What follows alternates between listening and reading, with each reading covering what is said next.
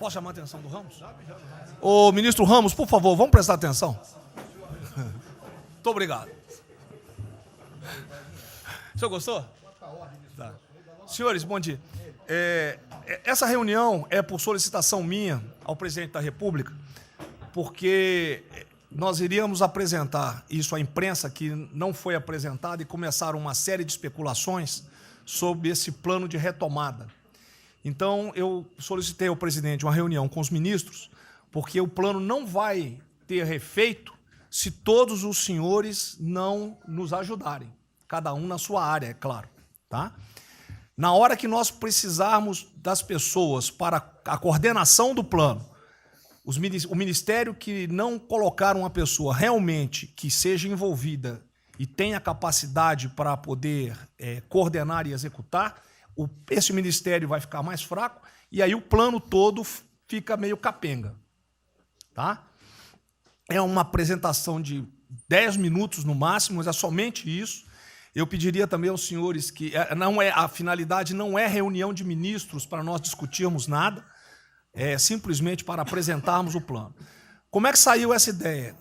Eu estava conversando com diversos ministros, entre eles Rogério Marinho, o Tarcísio, inclusive o nome do plano, eu roubei de um plano do Tarcísio, né, Tarcísio?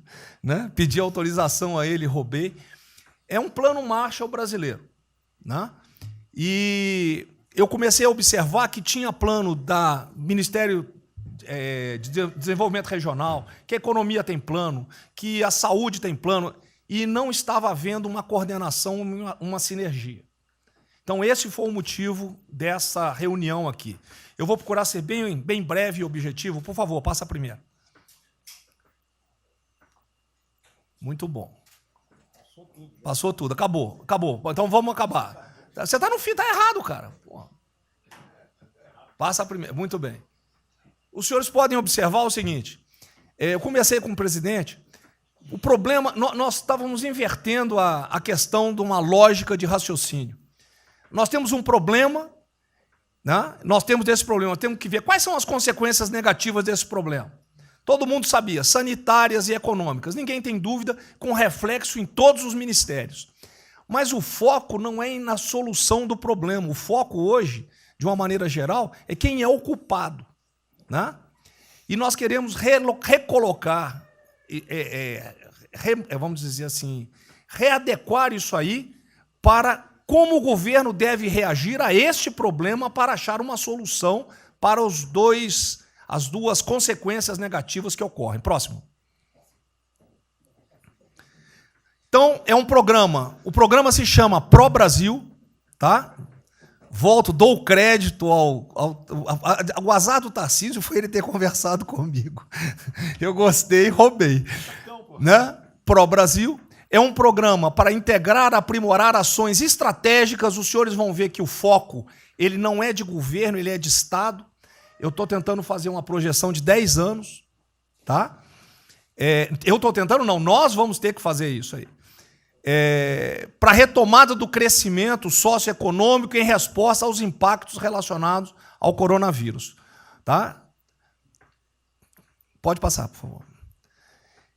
As dimensões do programa são essas aí. Ó, tá? Ele pega um modelo de governança, ele busca melhoria da produtividade, investimentos estruturantes e ações estratégicas do setor público.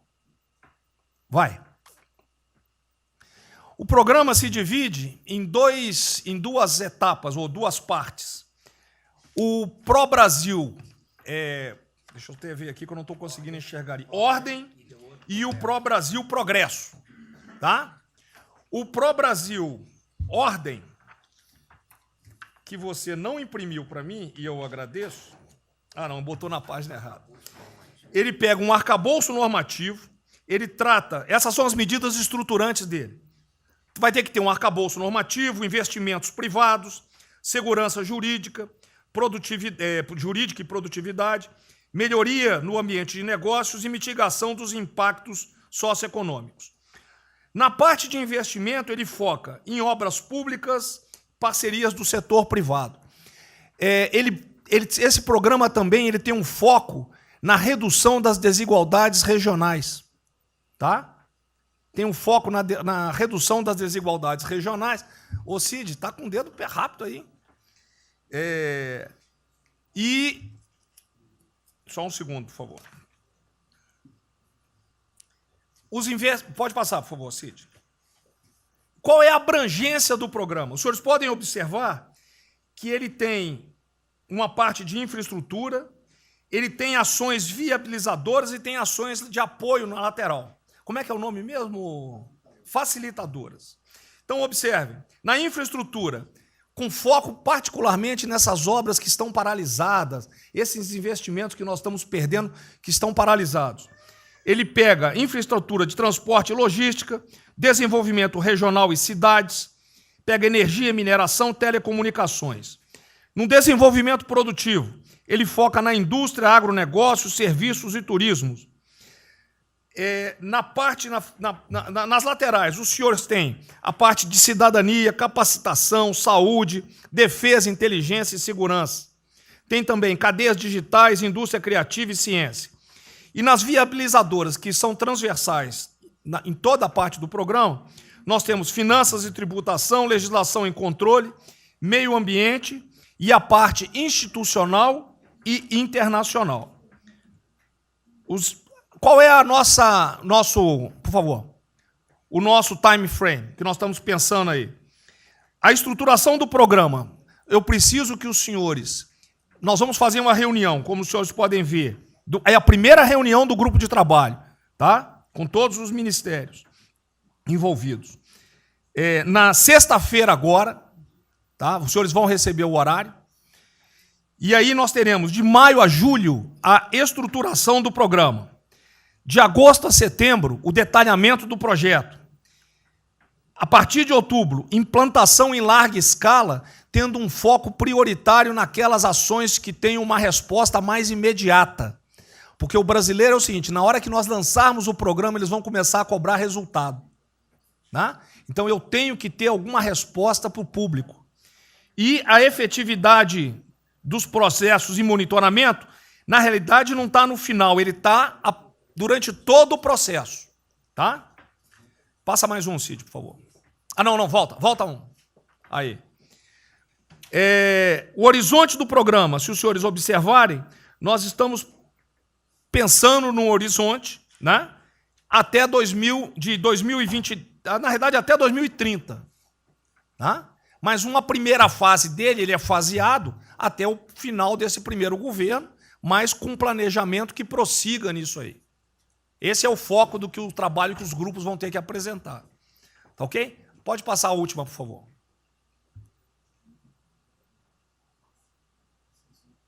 É sem som mesmo. Certo? Só um layout para os senhores. Então, na sexta-feira, eu solicitaria que os senhores, quando enviassem os representantes, esses representantes já viessem com uma noção dos programas ou do que os senhores pretendem dentro dos ministérios de vocês. Uma primeira ideia, e nós vamos partir disso para elaborar isso aí. O trabalho não será feito aqui é somente uma coordenação. Cada ministério vai fazer e nós vamos coordenar. Presidente, era só isso. Vamos dar a palavra ao Paulo Guedes, que, com todo respeito aos demais, eu acho que é o ministro mais importante nessa missão aí. Eu queria fazer a primeira observação, é o seguinte, não chamem de plano Marshall, porque revela um despreparo enorme. Não, isso aqui foi só... Então, quando se falou em plano Marshall, Pro Brasil é um nome espetacular, 10 mil. Plano Marshall é um desastre, porque revela despreparo nosso. Plano Marshall, por exemplo, os Estados Unidos podem fazer um plano Marshall para nos ajudar. A China deveria financiar um plano Marshall para ajudar todo mundo que foi atingido. Então, a primeira inadequação, a gente tem que tomar muito cuidado, é o seguinte, é o plano pró-Brasil. Não se fala plano Marshall porque é um desastre, vai revelar a falta de compreensão das coisas. A segunda coisa é o seguinte, é super bem-vinda essa iniciativa para nos integrarmos todos. Agora, não vamos nos iludir. A retomada do crescimento vem pelos investimentos privados, pelo turismo, pela abertura da economia, pelas reformas. Nós já estávamos crescendo. Voltar uma agenda de 30 anos atrás, que é investimentos públicos financiados pelo governo. Isso foi o que a Dilma fez 30 anos. Então, está cheio de gente pensando nessa eleição agora e botando coisa na cabeça de todo mundo aqui dentro. São governadores querendo fazer a festa, são, às vezes, ministros querendo aparecer, tem de tudo. E todo mundo vem aqui, vamos crescer, agora temos que crescer, tem que ter resposta imediata, porque o governo vai gastar. O governo quebrou. O governo quebrou em todos os níveis. Prefeitura, governador e governo federal. O que nós conseguimos fazer? Nós sinalizamos o contrário. Nós desalavancamos o banco público, reduzimos o endividamento, baixamos os juros e o Brasil ia começar a voar. Então, se a gente lançar agora um plano, todo o discurso é conhecido, acabar com as desigualdades regionais, Marinho, claro, está lá, são as digitais dele. É bonito isso, mas isso é o que o Lula, o que a Dilma estão fazendo há 30 anos. Se a gente quiser acabar igual a Dilma, a gente segue esse caminho. Então, eu acho o discurso bom, mas nós temos que tomar cuidado e reequilibrar as coisas. Não pode ministro, para querer ter um papel preponderante esse ano, destruir a candidatura do presidente, que vai ser reeleito se nós seguirmos o plano das reformas estruturantes originais. Então, eu tenho que dar esse recado, nós vamos estar à disposição, nós vamos ajudar tudo, mas nós não podemos nos iludir. O caminho desenvolvimentista foi seguido. O Brasil quebrou por isso. O Brasil estagnou. A economia foi corrompida, a política foi corrompida, a economia estagnou através do excesso de gastos públicos. Então, achar agora que você pode se levantar pelo suspensório, como é que um governo quebrado vai investir, vai fazer grandes investimentos públicos? Tarcísio sabe disso, conversamos sempre. Tarcísio sabe o seguinte, quanto é que você consegue, Tarcísio, passar de 5 bi para quanto? Para 15, para 20, para 30? Multiplicou por 6. Quanto é que você consegue de investimento em concessões? 250. Tá certo? Então, ó, tem 100 bilhões vindo para saneamento, tinha 100 bilhões que viriam, as 17 maiores petroleiras do mundo viriam para a nossa cessão onerosa, 100 bilhões de cessão onerosa, 100 bilhões de mineração, 100 bilhões de saneamento, 230 bilhões de concessões, 500 bilhões. Cadê o dinheiro do governo para fazer isso? Não tem. Então, quem está sonhando é sonhador. A gente aceita. Politicamente, a gente aceita. Vamos fazer todo o discurso da desigualdade, vamos gastar mais, precisamos eleger o presidente, mas o presidente tem que pensar daqui a 3 anos. Não é daqui a 1 ano, não. Tem muita gente pensando na eleição desse ano. É só a observação que eu faria. Eu estou fora de eleições municipais. Só um minutinho. A ideia aqui, ninguém falou em investimento público por enquanto. Inclusive, nós falamos ali em investimento... Falamos, inclusive, em investimentos privados. O que tem que acontecer é o seguinte, eu estou vendo o plano de toda gente, nós temos que centrar... Isso, e aí, não, a imprensa, fundamental, a economia, fundamental. Exatamente o que pode, o que não pode. Fundamental a coordenação. Até Até para não sair na imprensa o que está saindo. Porque saiu na imprensa assim, plano Marshall e economia está fora. Quer dizer, alguém foi para a imprensa e falou, ó, vê um plano Marshall aí e a economia está fora. Quer dizer, enfraquecer o nosso discurso no momento desse é uma tolice, é um atentado contra nós mesmos. Espera um pouquinho, dá licença um pouquinho. Questão da imprensa. Eu acho que eu resumi hoje na frente do Palácio em 20 segundos. Eu não vou falar com vocês, que vocês vão deturpar, vocês inventam e potencializam. Tem que ser o papel de cada um. Não pode um sair daqui no cantinho, foi mais ou menos isso. Não pode falar nada, tem que ignorar esses caras, 100%. Senão a gente não vai para frente. A gente está sendo pautado para esses pulhas, o tempo todo jogando um contra o outro, até a Tereza Cristina contra mim, quem diz? Apaixonar pela Tereza Cristina, jogo ela contra mim, o tempo todo. Tá? Então, se a gente puder falar zero com a imprensa, é a saída. Bom, eu vou ser muito rápido aqui, general. Primeiro, parabéns. É fundamental esse processo de coordenação e de centro de governo. Nós precisamos ter isso cada vez mais aprofundado e com melhor qualidade. Segundo, eu quero, não precisa, mas eu quero me somar a essa visão do ministro Paulo Guedes, porque, vamos lá, nós recebemos o governo com 36 mil obras paradas. Oriundas da onde? Do PAC. Só para lembrar.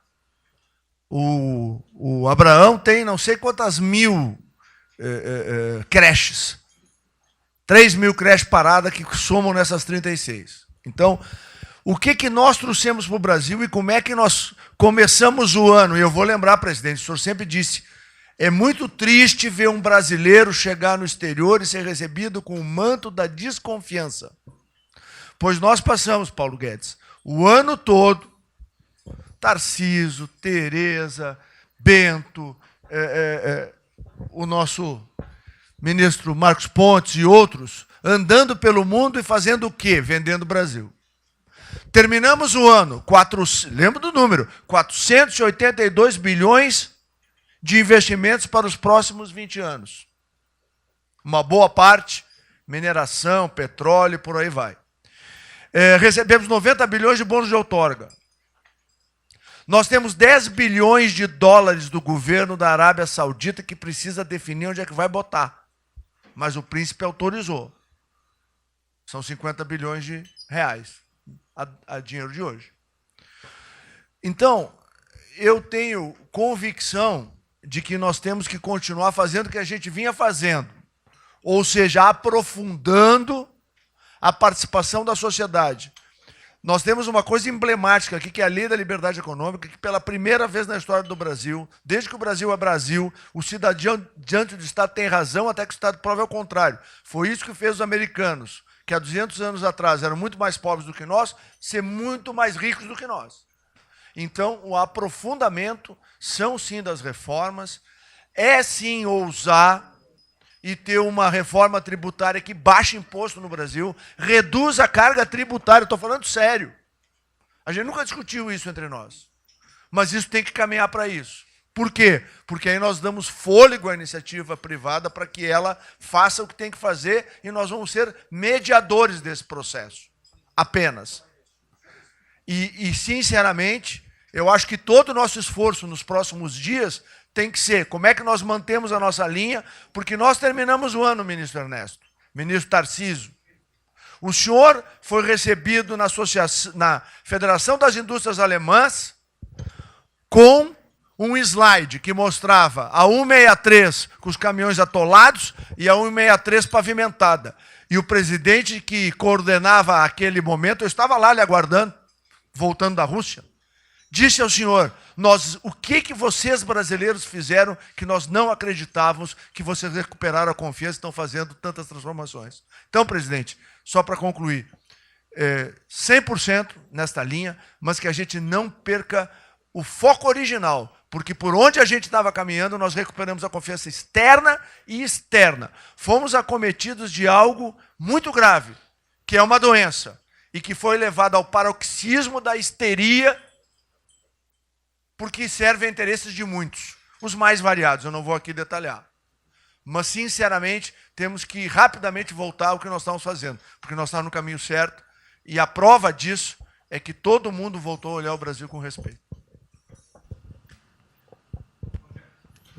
Bom, eu vou partir do princípio que todos que estão aqui são bem intencionados e querem o bem do Brasil. Tá? Então, não acredito em teoria da conspiração, nem que ninguém quer solapar os alicerces da República, nem abalar a administração do presidente Bolsonaro. Pelo contrário. E quero lembrar a todos que não existem verdades absolutas. Por favor, vamos refletir.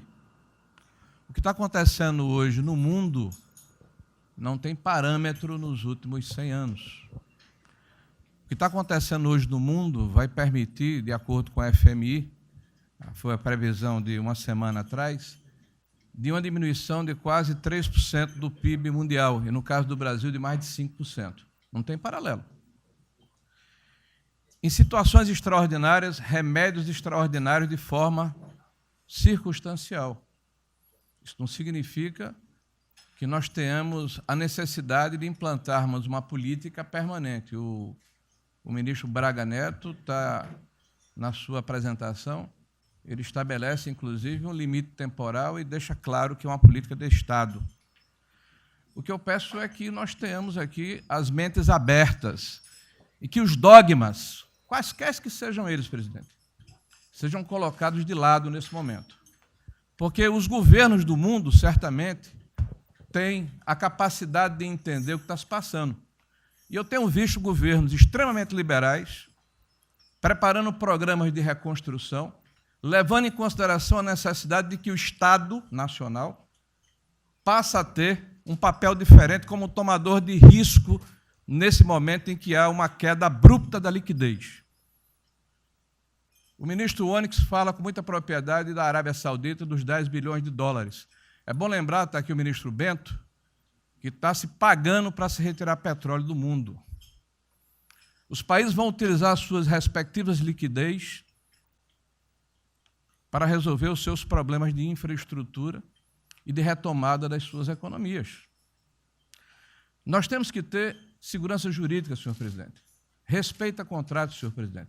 Capacidade de alavancar recursos privados com a inversão de recursos públicos, sim. É bom lembrar que eu tenho ouvido falar, não sei se é verdade, depois a gente vai colocar na ponta do lápis, que a gente pode chegar a 600 bilhões de reais esse ano de ajuda a empresas e a pessoas físicas. Recursos do governo federal, fruto de endividamento do governo, desse governo, que vai terminar o ano com um déficit 4, 5, 6 vezes maior do que estava precificado no início do ano. Caiu um meteoro sobre as nossas cabeças. Então, por favor, nós não podemos começar uma discussão com verdades absolutas e com dogmas estabelecidos ao longo de 100 anos, em função de uma catástrofe que se abateu sobre o mundo, e os governos de todo o mundo estão se debruçando sobre o assunto, entendendo que muda o papel do Estado. Senhor presidente, é bom lembrar que, quando houve a unificação da Alemanha, eu acho que esse é um fato histórico irrefutável, o Estado alemão entendeu e fez um pacto de que haveria necessidade de investir em capital humano e infraestrutura na Alemanha Oriental para diminuir desigualdades regionais. E esse é um pacto do Brasil. Essa pode ser uma catástrofe que vai nos afundar, ou pode ser uma onda para a gente surfar, uma alavanca para recuperar o país. Todos os países do mundo estão submetidos ao mesmo processo. Vai depender da nossa capacidade de termos uma opção clara de que forma vamos sair desse problema. Se vamos gastar 600 bilhões de reais para resolver uma situação que é emergencial e todos reconhecemos que é necessária, de darmos segurança à população, no caso alimentar, para evitarmos o caos, para diminuirmos a mortandade das empresas, muito bem, está correto, essa é a boa direção. Por que não 5%, 6%, 7% desse total, 10% desse total, em obras de infraestrutura? Por que não termos a capacidade de alavancarmos o emprego no momento em que a retomada, todos os economistas aqui reconhecem, vai ser muito lenta? Bom, eu só estou falando isso, presidente, para que nós possamos ter essa discussão sem dogmas, sem verdades absolutas, sem a preocupação de que as coisas continuam como eram antes. Não são como eram antes, aqui e no mundo inteiro. Presidente, eu estava assistindo atentamente a apresentação do colega ministro Braga Neto, e na parte final, ali no slide das questões transversais, está o meio ambiente, mas eu acho que o que eu vou dizer aqui sobre o meio ambiente se aplica a diversas outras matérias. Nós temos a possibilidade, nesse momento que a atenção da imprensa está voltada quase que exclusivamente para o Covid e daqui a pouco para a Amazônia, o general Mourão tem feito aí os trabalhos preparatórios para que a gente possa entrar nesse assunto da Amazônia um pouco mais calçado, mas não é isso que eu quero falar. A oportunidade que nós temos, que a imprensa não está nos dando um pouco de alívio nos outros temas, é passar as reformas infralegais, de desregulamentação, simplificação, todas as reformas que o mundo inteiro, nessas viagens que se referiu o Onyx, certamente cobrou dele, cobrou do Paulo, cobrou da Tereza, cobrou do Tarcísio, cobrou de todo mundo, da segurança jurídica, da previsibilidade, da simplificação. Essa grande parte dessa matéria, ela se dá em portarias e normas dos ministérios que aqui estão, inclusive o de meio ambiente, e que são muito difíceis, e nesse aspecto acho que o meio ambiente é o mais difícil de passar qualquer mudança infralegal em termos de instrução normativa e portaria, porque tudo que a gente faz é pau no judiciário, no dia seguinte. Então, para isso precisa ter um esforço nosso aqui, enquanto estamos nesse momento de tranquilidade no aspecto de cobertura de imprensa, porque só fala de Covid, e ir passando a boiada, e mudando todo o regramento, e simplificando normas, de IFAM, de Ministério da Agricultura, de Ministério do Meio Ambiente, de Ministério disso, de Ministério daquilo. Agora é a hora de unir esforços para dar de baseada a simplificação de regulatório que nós precisamos, em todos os aspectos. E deixar a AGU, o André não está aí, né? E deixar a AGU de stand-by para cada pau que tiver, porque vai ter. Essa semana mesmo nós assinamos uma medida a pedido do Ministério da Agricultura, que foi a simplificação da lei da Mata Atlântica para usar o Código Florestal. Hoje já está nos jornais dizendo que vão entrar com ações judiciais e ação civil pública no Brasil inteiro contra a medida. Então, para isso, nós temos que estar com a artilharia da AGU preparada para cada linha que a gente avança ter uma coisa. Mas tem uma lista enorme em todos os ministérios que têm papel regulatório aqui para simplificar. Não precisamos de Congresso. Porque coisa que precisa de Congresso também, nesse fuzuê que está aí, não vamos conseguir aprovar.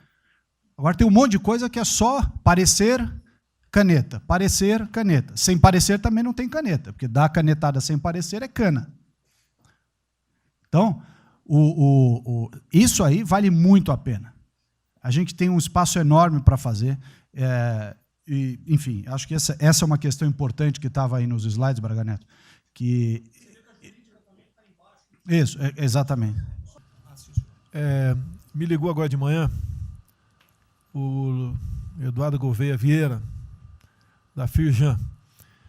Ele quer fazer uma videoconferência onde mais de 300 empresários do Rio, que é um pouquinho abaixo do potencial de São Paulo, para hipotecar a solidariedade. A ideia que nós temos de reabrir o comércio. A desgraça que vem pela frente, eu acho que o Paulo Guedes está sendo até legal, hein, Paulo Guedes? Eu não sou economista, não. Vai ser uma porrada muito maior que você possa imaginar. Não sou apenas os informais. Eu acho que já bateu a 10 milhões de carteira assinada, foi para o saco. E os governos estaduais não têm como pagar salário dos caras. Não tem. Em maio, metade dos estados vai ter como pagar salário mais. A desgraça está aí. Eles vão querer empurrar essa trozoba para cima da gente, esse pessoal aqui do lado vai querer empurrar, e a gente vai reagir, porque aqui não é saco sem fundo. Tá? Então, essa preocupação vamos ter. Paralelamente a isso, tem a OAB da vida, enchendo o saco do Supremo, para abrir o processo de impeachment, porque eu não apresentei meu exame de vírus, essas frescuradas todas, que todo mundo tem que estar ligado. Não é apenas cuidar do seu ministério, nessas questões que estamos tratando aqui, é tratar da questão política também. Tá certo? Então, essa preocupação temos que ter, porque a luta pelo poder continua, a todo vapor. E sem neurose da minha parte. Tá? O campo fértil para aparecer uns porcaria aí, né? Levantando aquela bandeira do povo ao meu lado, não custa nada. E o terreno fértil é isso, desemprego, caos, miséria, desordem social e outras coisas mais.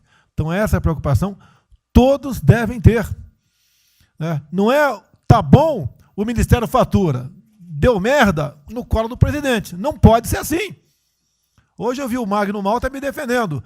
O Magno Malta, desculpa aí, foi tratado lá atrás para ser vice. Depois ele resolveu não ser, tudo bem. Depois foi tratado para ser ministro, tudo bem. Agora, politicamente, ele nunca me deu uma alfinetada e sempre está defendendo, com os problemas que ele tem. Então, não é o ministro ir de peito aberto e entrar no covil dos leões. Mas não pode. Né? Por exemplo, quando se fala em possível impeachment, ação no Supremo, baseado em filigranas, eu vou em qualquer lugar do território nacional. Ponto final. O dia que for proibido de ir para qualquer lugar do Brasil, pelo Supremo acabou o mandato. E espero que eles não decidam, ou ele, né, monocraticamente, querer tomar certas medidas, que daí nós vamos ter uma crise política de verdade. E eu não vou meter o rabo no meio das pernas. Isso, zero. Tá certo? Porque se eu errar, se achar um dia ligação minha com o empreiteiro, dinheiro na conta na Suíça, porrada, sem problema nenhum. Vai para o impeachment e vai embora. Agora, com frescura, com babaquice, não. Até em cima do que eu falei, em frente ao Forte Apache. Eu sou o chefe supremo das Forças Armadas. Ponto final. O pessoal estava lá, eu fui lá. Dia do Exército. E falei algo que eu acho que não tem nada demais. Mas a repercussão é enorme. Oh, AI-5. Cadê o AI-5? Acabou com o AI-5, não existe adicional no Brasil mais. É uma besteira. Artigo 142. É um pessoal que não sabe interpretar a Constituição. Agora, em cima disso, fazer uma onda. Vamos ouvir deputados, empresários, sei lá o que for. Agora, quando a Câmara faz lá dentro uma homenagem a Che Guevara, a Mao Tse Tung e tudo mais, não tem problema nenhum. Quando o Partido Comunista do Brasil faz suas convenções e idolato lá, Fidel Castro, então não tem problema nenhum. Quando um coitado levanta uma placa de AI-5, que eu estou me lixando para aquilo, porque não existe AI-5. Não existe. Artigo 142. Nós queremos cumprir o artigo 142, todo mundo quer cumprir o artigo 142. E haver necessidade, qualquer dos poderes pode, né, pedir às Forças Armadas, né, que intervenham para restabelecer a ordem no Brasil, naquele local, sem problema nenhum. Agora, todos, né, têm que se preocupar com a questão política, e a quem de direito, tirar a cabeça da toca, porra. Não é só ficar dentro da toca o tempo todo, não. Estou bem, estou cuidando da minha imagem, a minha imagem está aqui, eu sou bonitinho, e o requisito explode. Não, tem que fazer a sua parte. Então é isso que eu tento falar com você, que depois de um certo momento, onde chegar a cabeça dessas pessoas, fica difícil voltar atrás.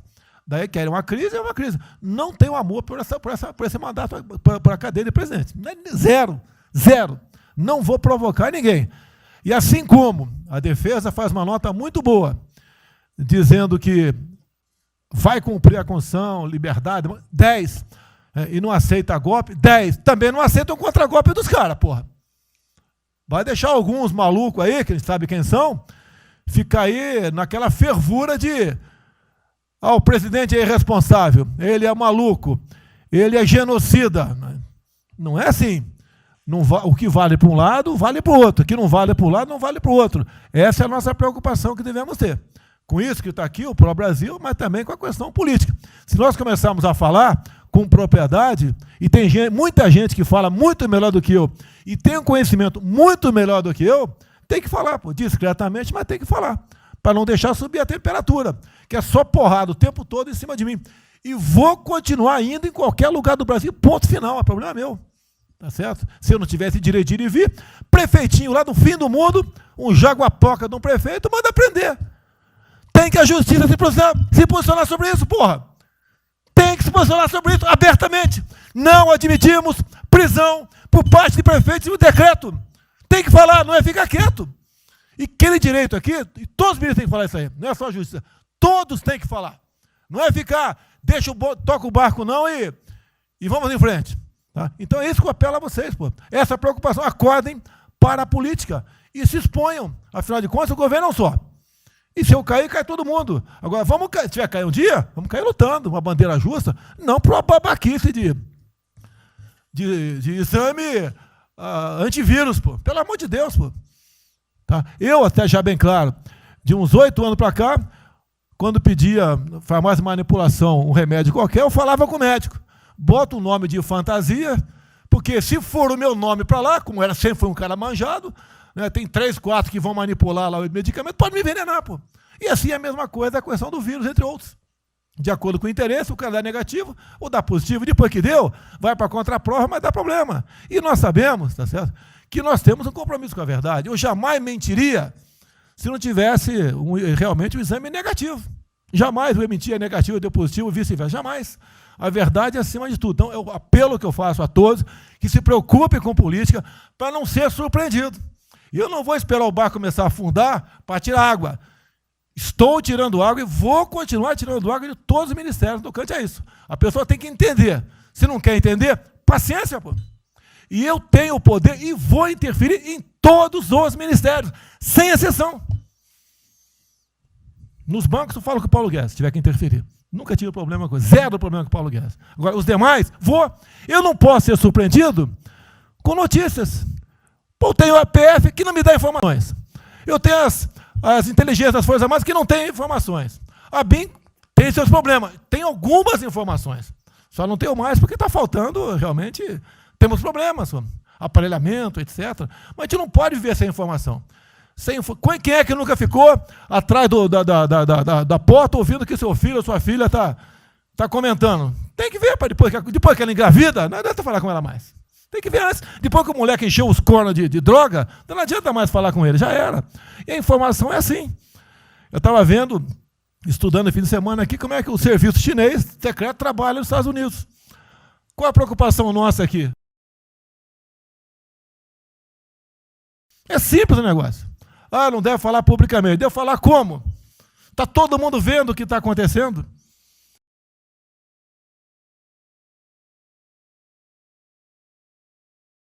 Tudo bem. Tá. Você tira do porra, tu não tira. É uma realidade. Não adianta esconder mais, tapar o sol com a peneira. Vai em alguns ministérios, tem gente deles plantada aqui dentro. Então não quer brigar. Zero briga. Precisamos dele para vender? Sim, eles precisam também de nós. Porque se não precisasse, não estariam comprando a soja da gente, não. Precisam. E é um negócio, pô. E devemos aliar com quem tem alguma afinidade conosco, para a gente poder fazer valer a nossa vontade naquele momento. Não adianta se esconder aqui, depois tem um problema, daí liga para o tio, e fala, pô, cara, você me ignorou até hoje? Você só não me chamou de imperialista, igual a esquerdalha e o FHC falava no passado. No resto, agora não dá mais. Então, essa é a preocupação que temos que ter, a questão estratégica, que não estamos tendo.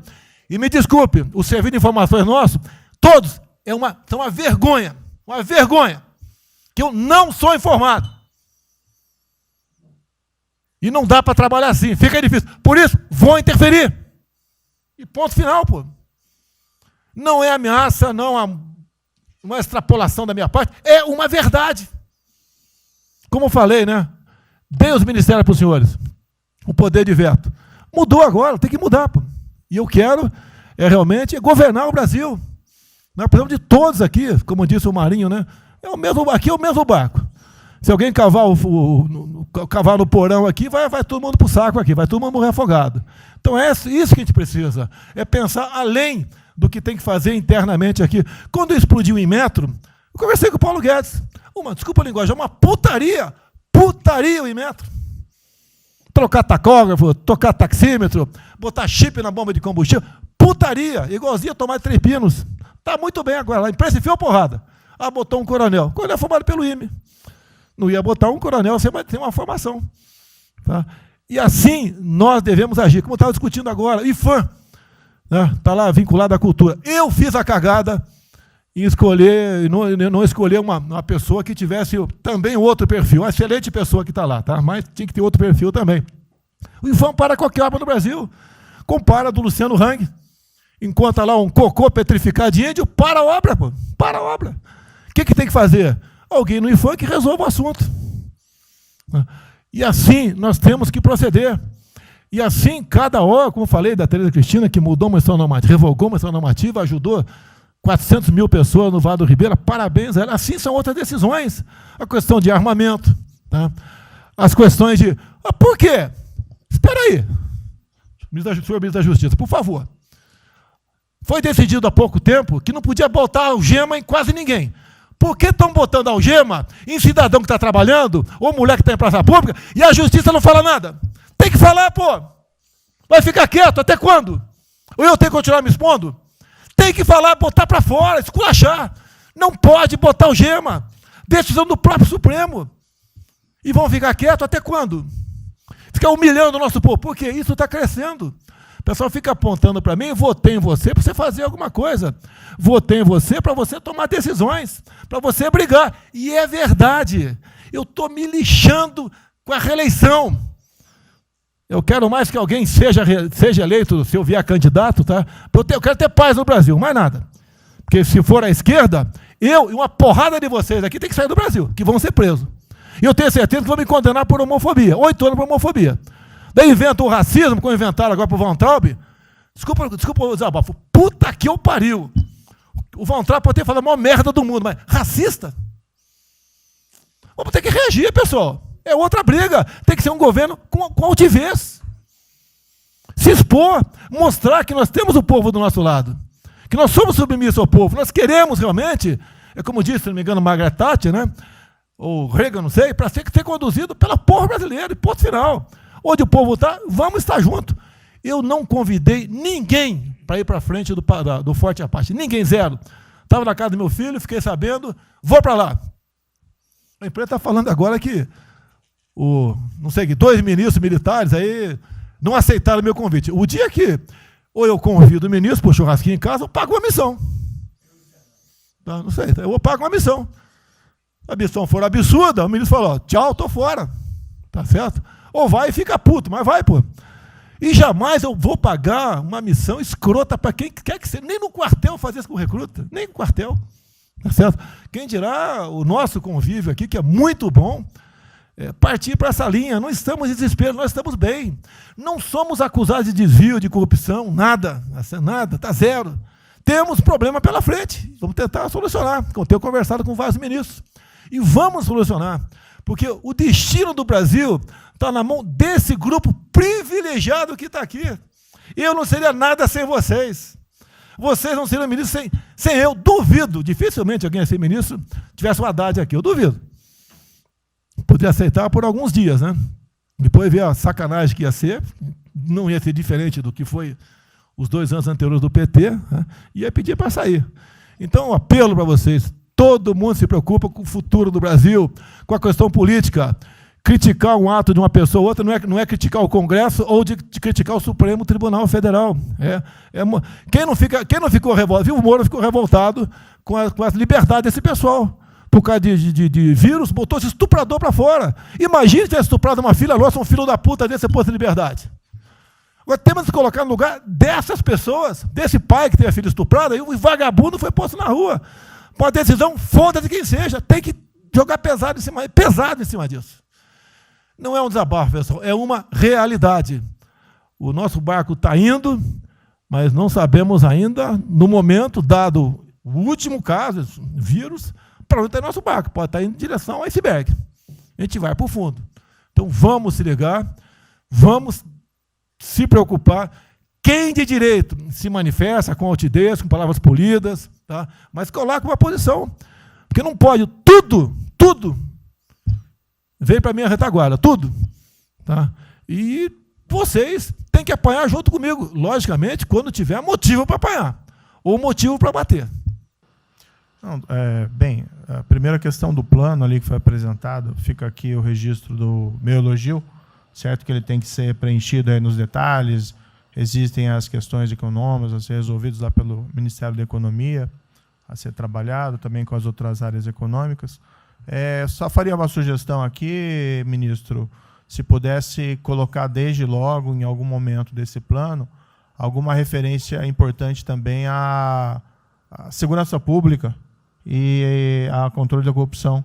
Foram 2 temas centrais, né, nas últimas eleições, e são 2 temas que, embora, é claro que o plano vai ficar sujeito aí ao detalhamento necessário, mas acho que é importante ter uma referência inicial para não parecer que nós estamos descurando desses aspectos específicos. Nós não entramos em detalhes, porque isso aqui, o senhor viu que todos os ministérios praticamente estão dentro, isso aí, para mim, viria no detalhamento do Ministério.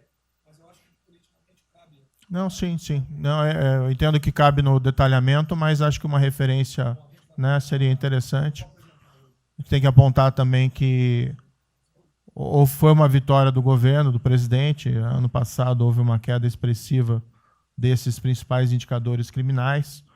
Isso, embora seja mais vinculado com a questão da vida e segurança das pessoas, também é um fator importante para o investimento econômico, para atrair, melhorar o ambiente econômico. E o controle da corrupção também é pressuposto, né? Então, faria exclusivamente essa sugestão específica.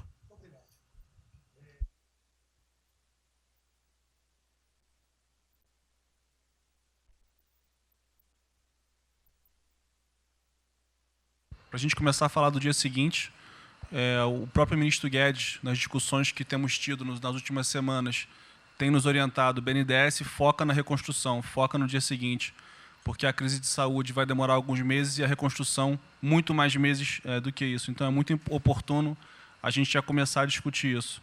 Segundo, aqui eu subscrevo as palavras do ministro Salles, o que a gente tem observado nos projetos e concessões e etc., uma parte crítica, essa legislação ou funcionamento da máquina pública.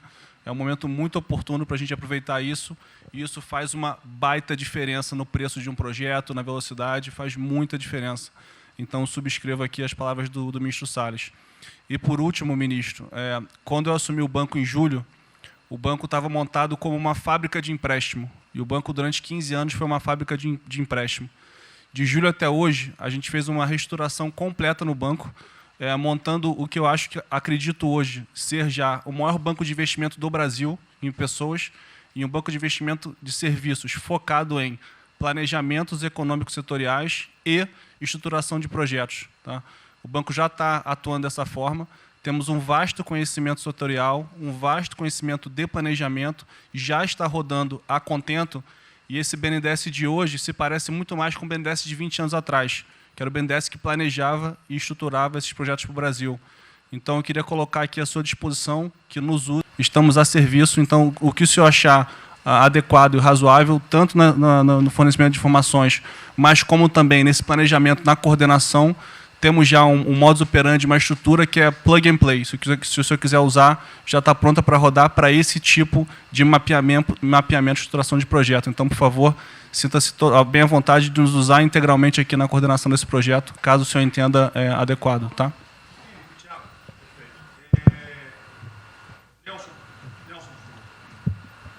Alô? Bom, estou chegando aqui, então é importante que eu coloque para vocês como é que a gente vai trabalhar. Né? A saúde ela é fundamental, porque enquanto a gente não mostrar para a sociedade que a gente tem o controle da doença, da saída dela, qualquer tentativa econômica vai ser ruim, porque o medo vai impedir que você trate a economia como uma prioridade. Então, controlar a doença hoje é fundamental. E controlar a doença não significa que a gente vai curar a doença em uma semana, mas que a gente não é um barco à deriva e que a gente tem uma estratégia para trabalhar essa doença. Né? Então, são 3 coisas que a gente vai trabalhar. Primeiro, a informação, para entender o que é a doença, qual é a evolução dela, como é que está a infraestrutura para cuidar da doença. Porque um dos grandes problemas que a gente tem hoje, se a gente olhar o Brasil hoje, ele é um dos melhores países em número em relação à mortalidade. O que assusta é você ver que o hospital não consegue atender, a gente no frigorífico, a gente que está abrindo cova em algum lugar para enterrar, e isso traz medo. E o medo impede que qualquer outra atividade tenha sucesso. Porque enquanto isso não for sanado, o restante vai ter muito pouca chance de ser comprado pela sociedade. A segunda coisa é estruturar a operação de cuidado.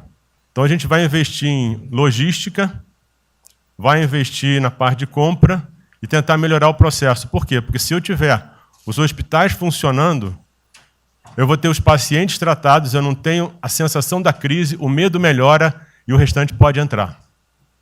E a terceira coisa é a gente deixar claro um programa de saída do isolamento, do distanciamento. Não é que vai sair amanhã, mas a gente tem que ter um planejamento. Porque aí a gente realmente mostra que a situação está na nossa mão. Pode ser que demore um pouco, mas a gente está controlando esse processo, que a gente não está sendo um barco à deriva.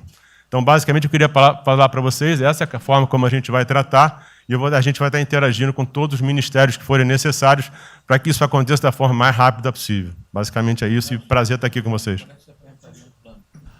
Ontem eu liguei para o diretor-geral da Polícia Rodoviária Federal. Chegou ao meu conhecimento uma nota que era dele sobre o passamento de um patrulheiro. E ele enfatizou que era Covid-19. Eu liguei para ele. Por favor. O que mais? Ele era obeso, era isso, era aquilo. Bem, tinha... Como é que é? Comorbidades. Comorbidades. Mas ali na nota dele só saiu Covid-19. Então vamos alertar a quem de direito ao respectivo ministério, pode botar Covid-19, mas bota também, tinha fibrose, um montão de coisa, não entendo esse negócio não, tem um montão de coisa lá, para exatamente não levar o medo à população. Porque a gente olha, morreu um sargento do Exército, por exemplo, a princípio é um cara que está bem de saúde, né? Um policial federal, né? Seja lá o que for. E isso daí não pode acontecer.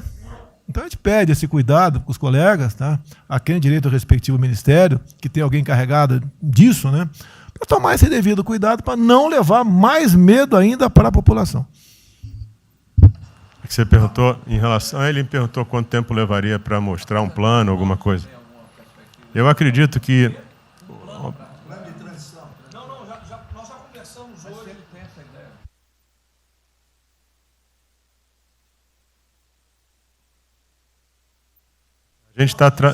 A gente está trazendo um reforço para poder acelerar esse processo, porque, na verdade, a gente está correndo contra o tempo. Enquanto a gente não conseguir controlar a percepção que a gente hoje tem condição de cuidar das pessoas, vai ser difícil, né? E o problema da doença é que você pega um sistema que, se você fala em eficiência, os hospitais têm que ser eficientes. Então, quando você fala em eficiência, você vai quase no limite do cuidado. Você não tem sobra, você não tem gordura. Quando você pega uma doença que chega, que é muita gente ao mesmo tempo, você não consegue ter agilidade para preparar o sistema para cuidar dela.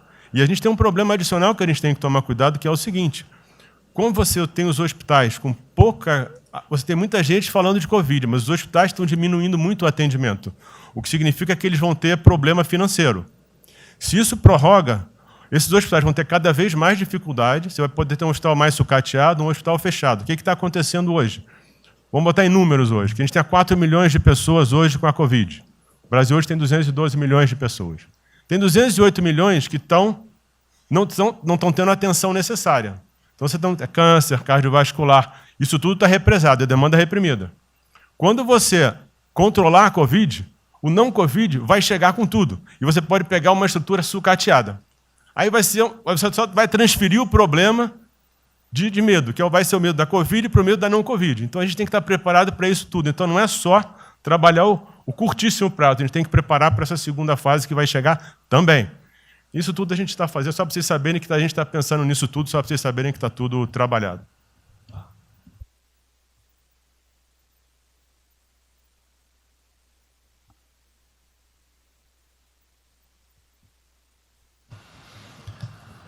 Só para louvar a iniciativa, acho que é importante essa coordenação da Casa Civil. Tenho certeza que é o que a sociedade... A sociedade espera isso de nós. A boa notícia é que a gente vem conversando com os investidores, eles estão interessados no nosso programa de concessão. É claro que a gente vai ter que ajustar alguma coisa nos projetos em função da percepção do nível de risco, e a gente vai fazer isso calibrando taxa de retorno, monitorando melhor agora a questão da demanda, né, reestimando demanda nos projetos, mas a gente tem certeza que os projetos vão sair. Qual o cuidado que a gente tem que ter? A gente fala em 250 bi de investimentos, só que concessão funciona o seguinte: o que a gente contratar agora vai gerar investimento em 2023, 2024. Não é imediato. E a gente vai precisar de fazer alguma coisa imediata. E aí tem que ter a inteligência, porque também não adianta. Ministro Paulo, me dá lá 30 bi por ano. Eu não vou gastar, eu não vou usar. Eu não vou ter condição de usar isso. Né? Porque nos períodos áureos lá, que a gente executou mais, a gente consegue ali ter uma capacidade operacional de executar 13, 14 bi, não mais do que isso. E a gente já tem 8 de orçamento por ano. Então, no final das contas, a gente fazendo as contas e vendo o que nós já temos de projeto pronto, o que é necessário, que agrega valor imediato. É 135 Maranhão lá, que leva a safra para o Porto de Itaqui, que se acabou. Ali eu posso fazer uma intervenção imediata. E do que a gente vai falar? Eu estou falando de pegar os 8 que a gente tem e agregar mais 3, mais 4 por ano. É essa a conta. E eu acho que isso é realmente necessário para gerar emprego, para dar a resposta que a sociedade está querendo e conjugando isso com o investimento privado. As duas coisas têm que andar junto, né? E aí nós vamos dar o bom retorno. A gente está vendo aí o esforço que o BNDES está fazendo, acho que está fazendo um trabalho magnífico, trazendo o banco, trazendo o privado, o sindicato de bancos, para assumir uma responsabilidade que é deles também. O Banco Central injetou um monte de liquidez aí no sistema, para o dinheiro não ficar empossado, e aí preservando o caixa para atuar, né, nesses projetos de infraestrutura, que vai ser fundamental. Então, eu acho que é essa linha que nós precisamos ter, né? E tivemos aí 2 caras aí na história recente que pegaram terra arrasada e entraram para a história. Um foi o Roosevelt, o outro foi o Churchill. O terceiro vai ser o Bolsonaro.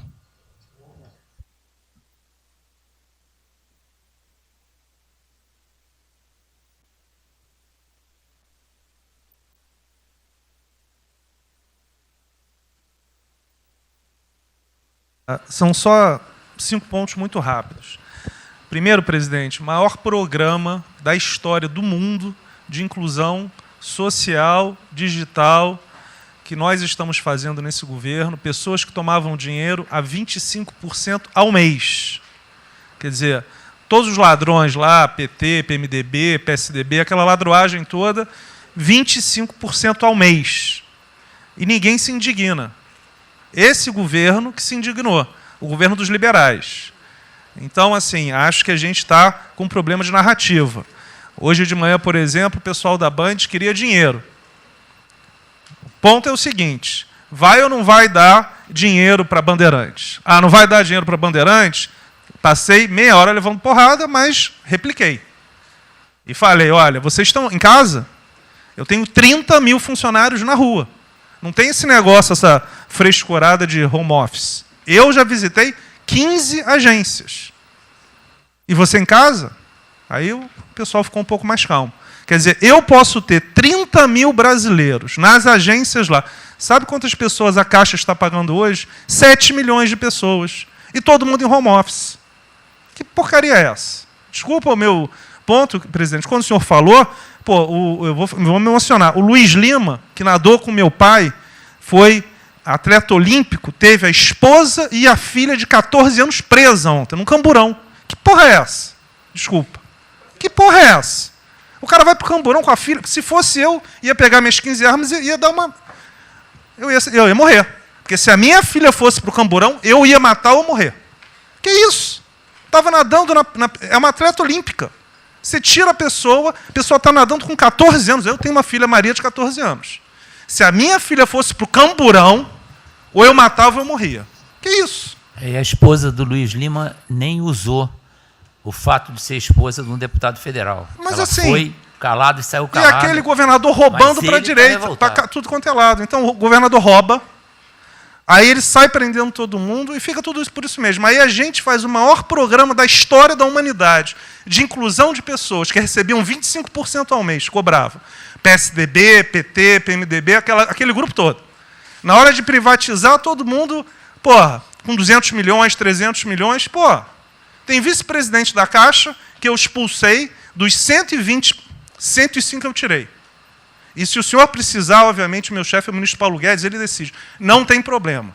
Inclusive, porque o que acontece é o seguinte, se roubar, eu vou ligar para o ministro Moro para prender. Agora, se precisar de uma diretoria não sei o quê, desde que sejam honestos, o ministro Paulo Guedes é que decide, etc. Mas dos 120 eu tirei 105. E na Caixa não tem desonestidade, até onde eu saiba. Mas, assim, eu acho que a gente está levando muita porrada, presidente. E, de novo, não estou dizendo de ninguém daqui, não. Só leva porrada. Agora, tem um limite. Desculpa, todo lugar que eu vou, as pessoas normalmente são educadas. Mas a paciência chega num limite, obviamente não dessa maneira, eu acho que tem um ponto. Nós estamos emprestando 154 bilhões de reais, mas só um ponto que eu acho importante.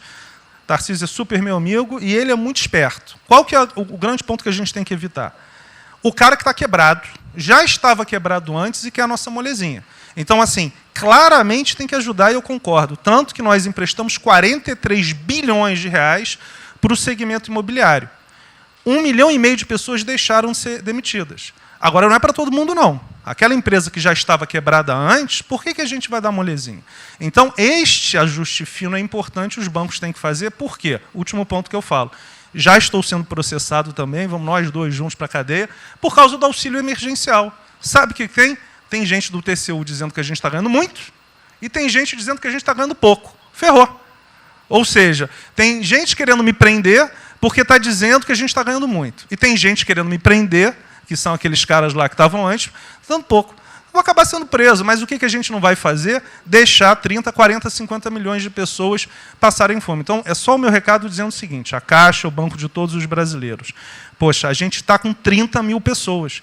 Eu passo ligando, 45 pessoas na Caixa tiveram coronavírus. 2 faleceram, um, na verdade, com 70 anos, que já estava aposentado, e outro. A pessoa, eu chorei mais do que a pessoa, a mãe. Uma pessoa em 30 mil que estão o dia inteiro. E eu já falei para minha esposa, se tiver qualquer coisa, eu vou tomar 1 litro de hidrocloroquina, aquelas coisas todas. Então, assim, eu acho que a gente está, só o último ponto, numa questão de histeria coletiva. Quer dizer, eu posso ter 30 mil funcionários da Caixa pagando 7 milhões hoje, 2 milhões na segunda, ontem a gente abriu 800 agências, vamos abrir no sábado, no domingo, 2 horas antes. Então, o que a imprensa quer? Que você pague e dane-se os funcionários da Caixa. Mas se morrer 2, Jornal Nacional, presidente Bolsonaro e presidente Pedro, irresponsáveis porque abriram. A gente só vai levar porrada. Agora, realmente, meu ponto é, É inaceitável, foi a primeira vez que aconteceu. Eu conheço a Milene Comini, atleta olímpica. Quer dizer, um atleta olímpico, a esposa atleta olímpica, a filha de 14 anos no camburão. Eu não sei se eles botaram atrás ou no meio. E aí você solta estuprador, então acho que realmente tem uma questão. E, de novo, eu quero só reforçar uma coisa. O ministro Moro, em um dia, resolveu um problema muito importante. Muito obrigado, ministro. O que aconteceu? Os guardas, né, os que ficam dentro da agência, não poderiam, pela legislação, ir para fora. O que aconteceu? O ministro, em 5 horas, resolveu o problema. Então, nos próximos 90 dias, os atendentes da Caixa Econômica Federal, os guardas, vão poder ir para fora para ajudar a fila. Né? Ou seja, porque tem uma fila, tem 250 agências que tem 500 pessoas na fila. E aí, com a ajuda do ministro Moro da Polícia Federal, eles emitiram uma portaria. Então, só para finalizar, quero agradecer, ministro, porque só o registro aí, esse até foi fácil resolver, foi a Polícia Federal que resolveu.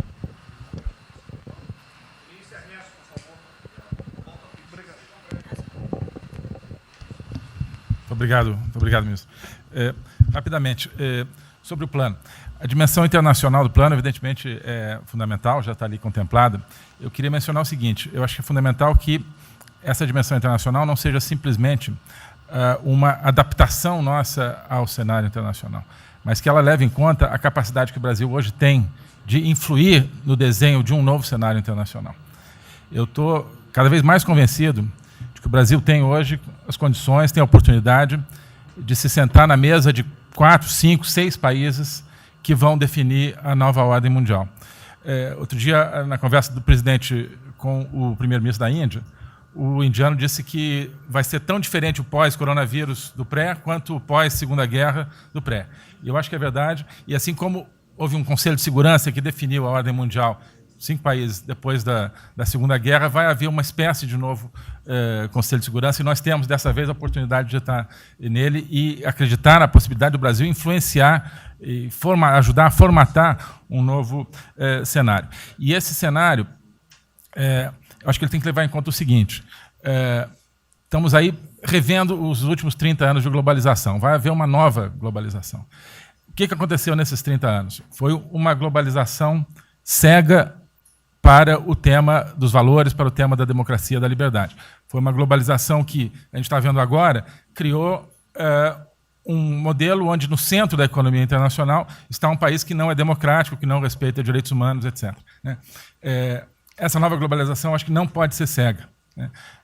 Tem que ser uma globalização, tem que ser uma estrutura que leve em conta, claro, a dimensão econômica, mas também essa dimensão da liberdade dos valores. E, da mesma maneira, acho que o plano está apontando para isso, na nossa dimensão nacional, também não pode ser um plano cego para essas dimensões daquilo que nos traz, né, que traz o projeto do presidente, que é não simplesmente a eficiência, a pujança, o crescimento econômico, mas a liberdade, o combate à corrupção, a reinvenção de um Brasil livre, dessas mazelas que nós conhecemos. Obrigado.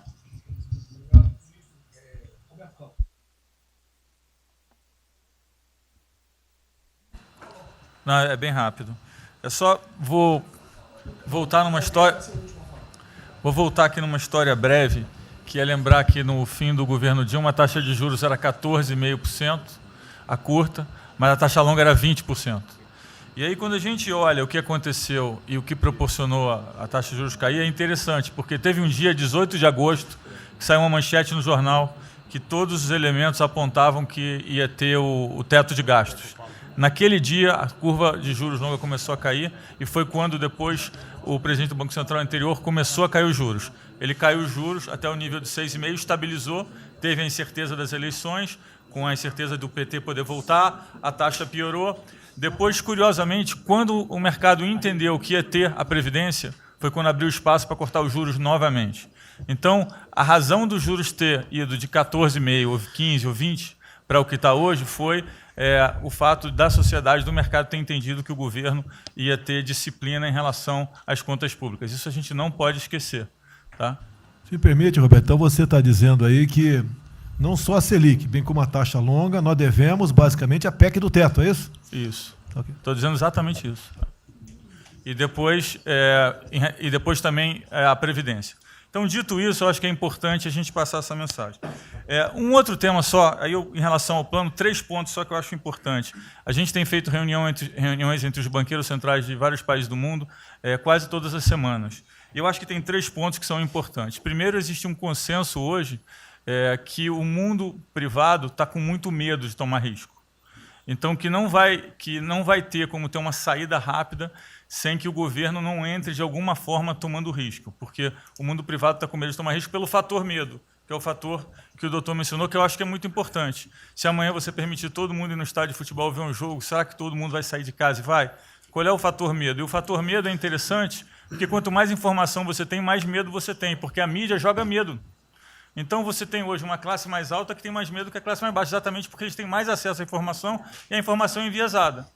Então, o primeiro ponto é esse tema de tomar risco. O segundo ponto, rápido, é um tema que eu acho que está muito crescendo também, está crescendo bastante, que é a análise, que a gente chama de análise intertemporal. Quando você faz uma ajuda, quando o governo faz um gasto, geralmente acontece 2 coisas. Ou você bota fundo perdido, ou seja, esse gasto não vale nada, e aí vai ter um reflexo na economia, na taxa de juros, ou as pessoas exageram e falam, não, esse gasto vai ser multiplicador.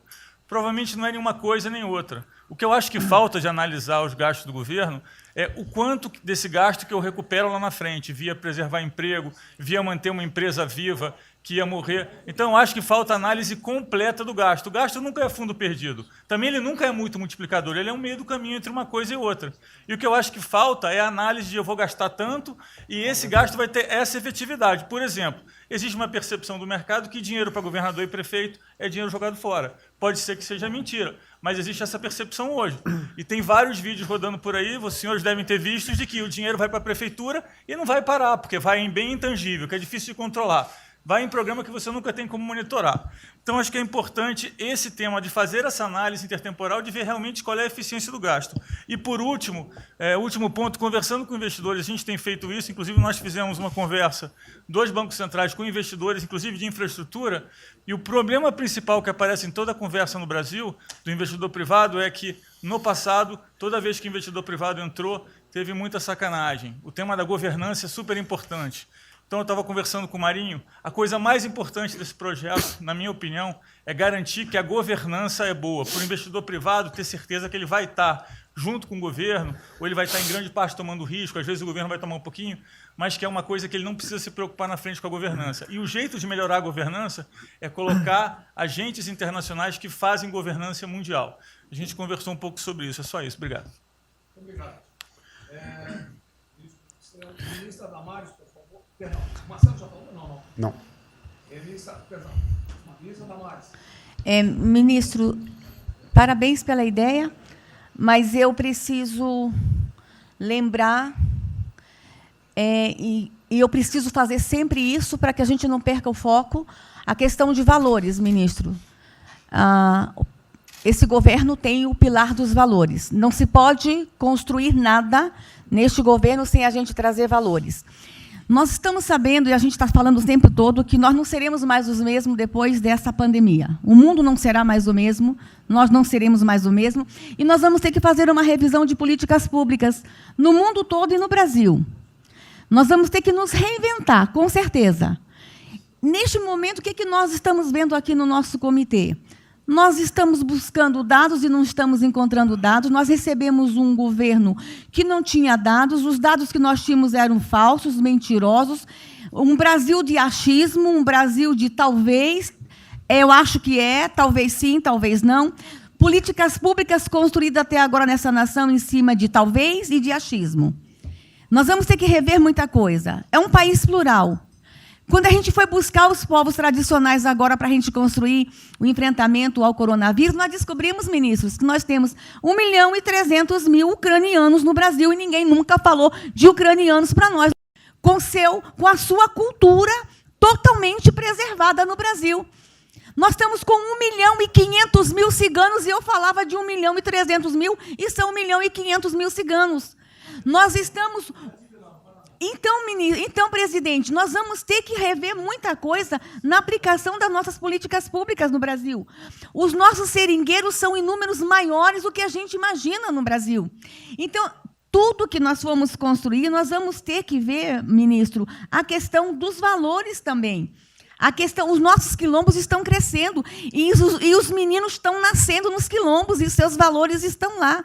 Então, tudo vai ter que ver a questão dos valores.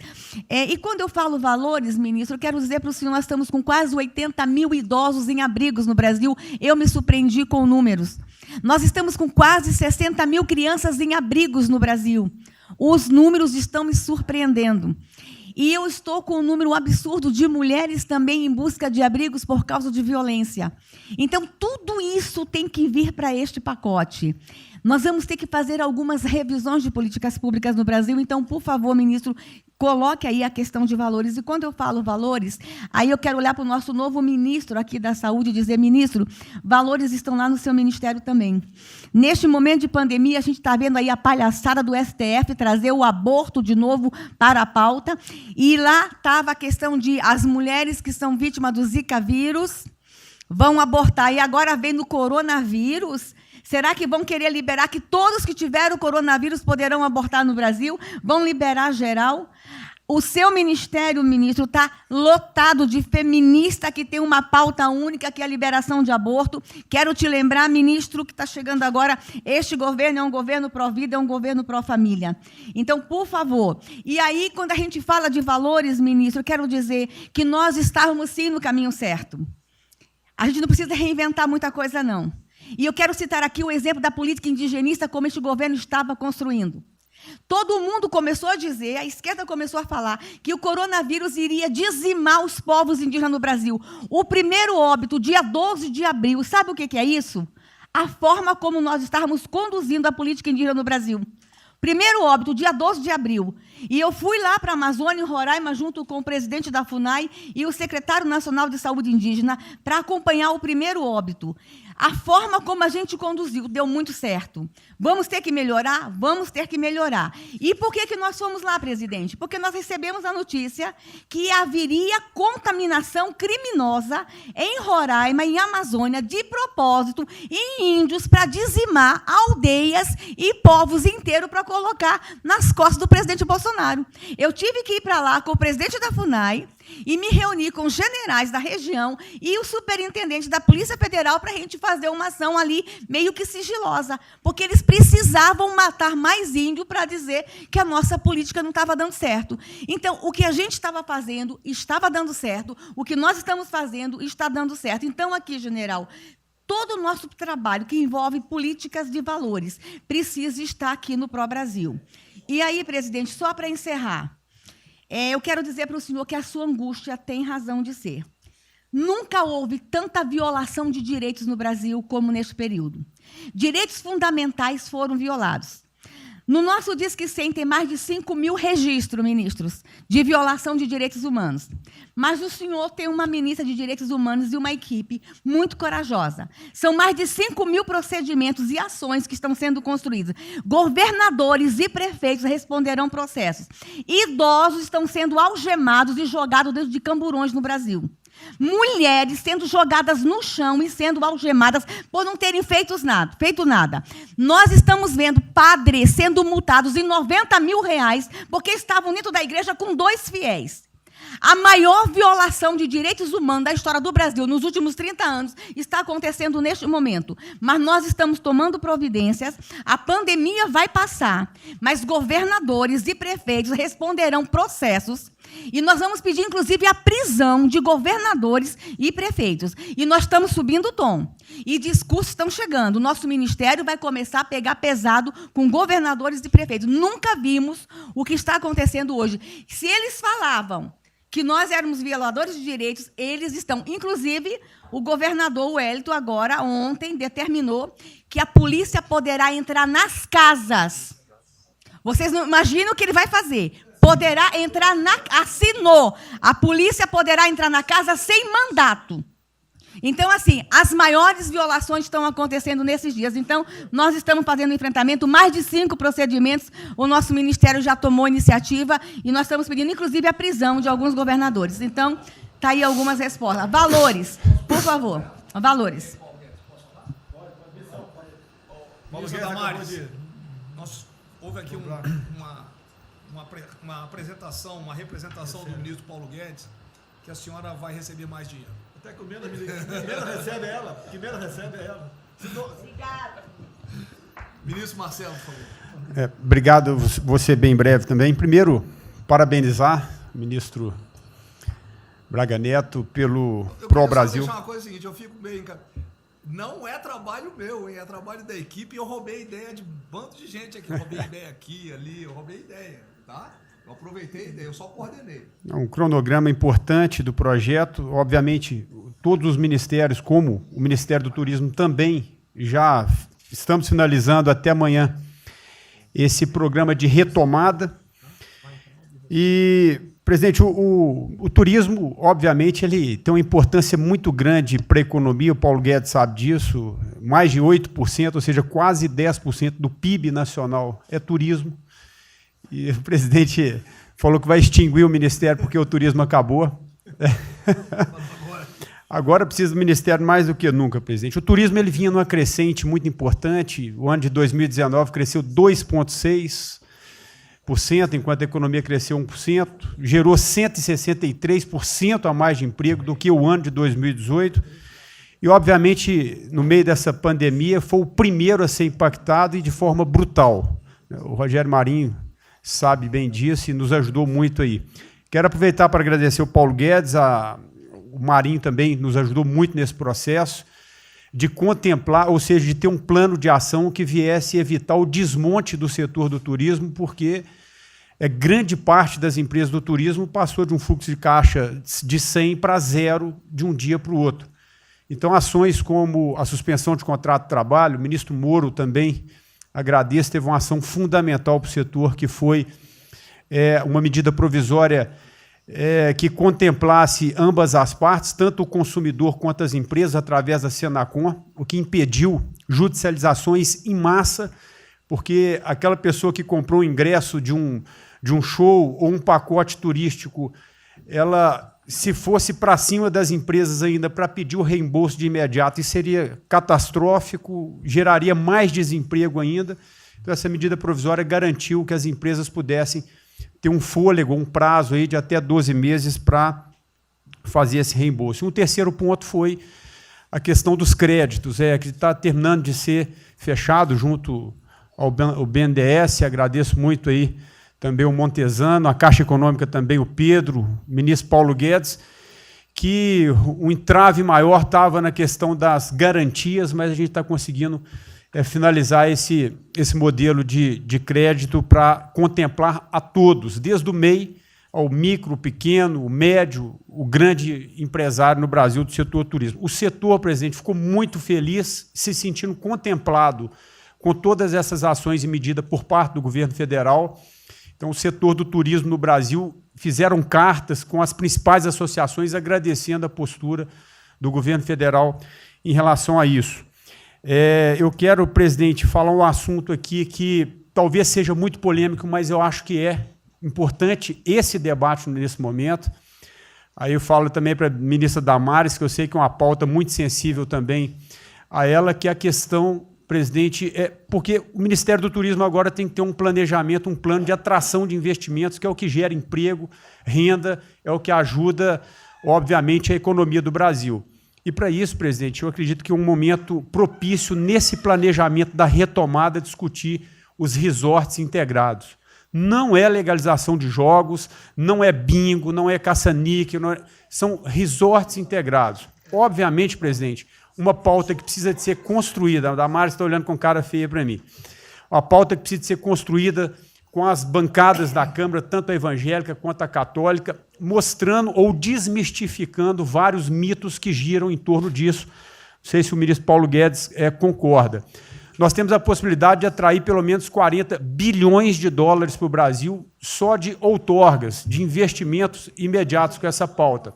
Mas o que precisa ser feito, presidente, é realmente desmistificar a questão de evasão de divisas, de lavagem de dinheiro, de tráfico de drogas, e, para isso, eu sugeriria que, nesse debate, pudéssemos contar com o Ministério da Justiça, através da Polícia Federal, o Ministério Público na mesa, a Receita Federal, os órgãos de controle, mas, obviamente, presidente, uma pauta que só levaríamos para frente se a gente conseguir pacificar ou nos fazer entender pelas bancadas evangélicas, pela bancada católica, para que não haja uma distorção na comunicação disso. Tem que ser um projeto muito bem feito, que eu acredito que pode ser, e nesse processo da retomada, uma grande oportunidade para o Brasil atrair grandes complexos, dos quais apenas 3% são utilizados para os cassinos. E outra, isso não tem impacto diretamente nenhum na família dos trabalhadores brasileiros. Pacto com o diabo. Não, não é bem assim, não. Vou ter que começar a desmistificar para a Damares aqui. Estou vendo isso. Então, presidente, aqui não estou dizendo que a gente tem que colocar isso como um projeto de governo, obviamente, mas abrir esse debate em torno dos resorts integrados. Propõe a data, a gente reúne os ministérios, Tá bom. a gente conversa. E para finalizar, presidente, o ministro Nelson, prazer estar aqui com o senhor a primeira vez. A gente fez um projeto muito bem elaborado, né, dentro do âmbito do Comitê de Operações, que visa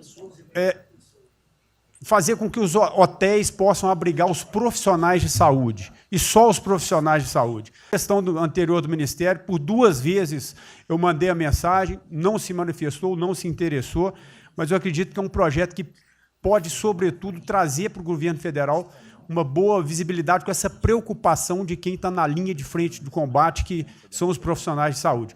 Visando 2 coisas, eu já vou terminar, que é, primeiro, melhorar essa logística do profissional de saúde, que sempre tem um hotel próximo ao hospital, aos hospitais, e também a preservação da família desses profissionais, mostrando, obviamente, a sensibilidade do presidente Jair Bolsonaro na preocupação com essas vidas desses profissionais.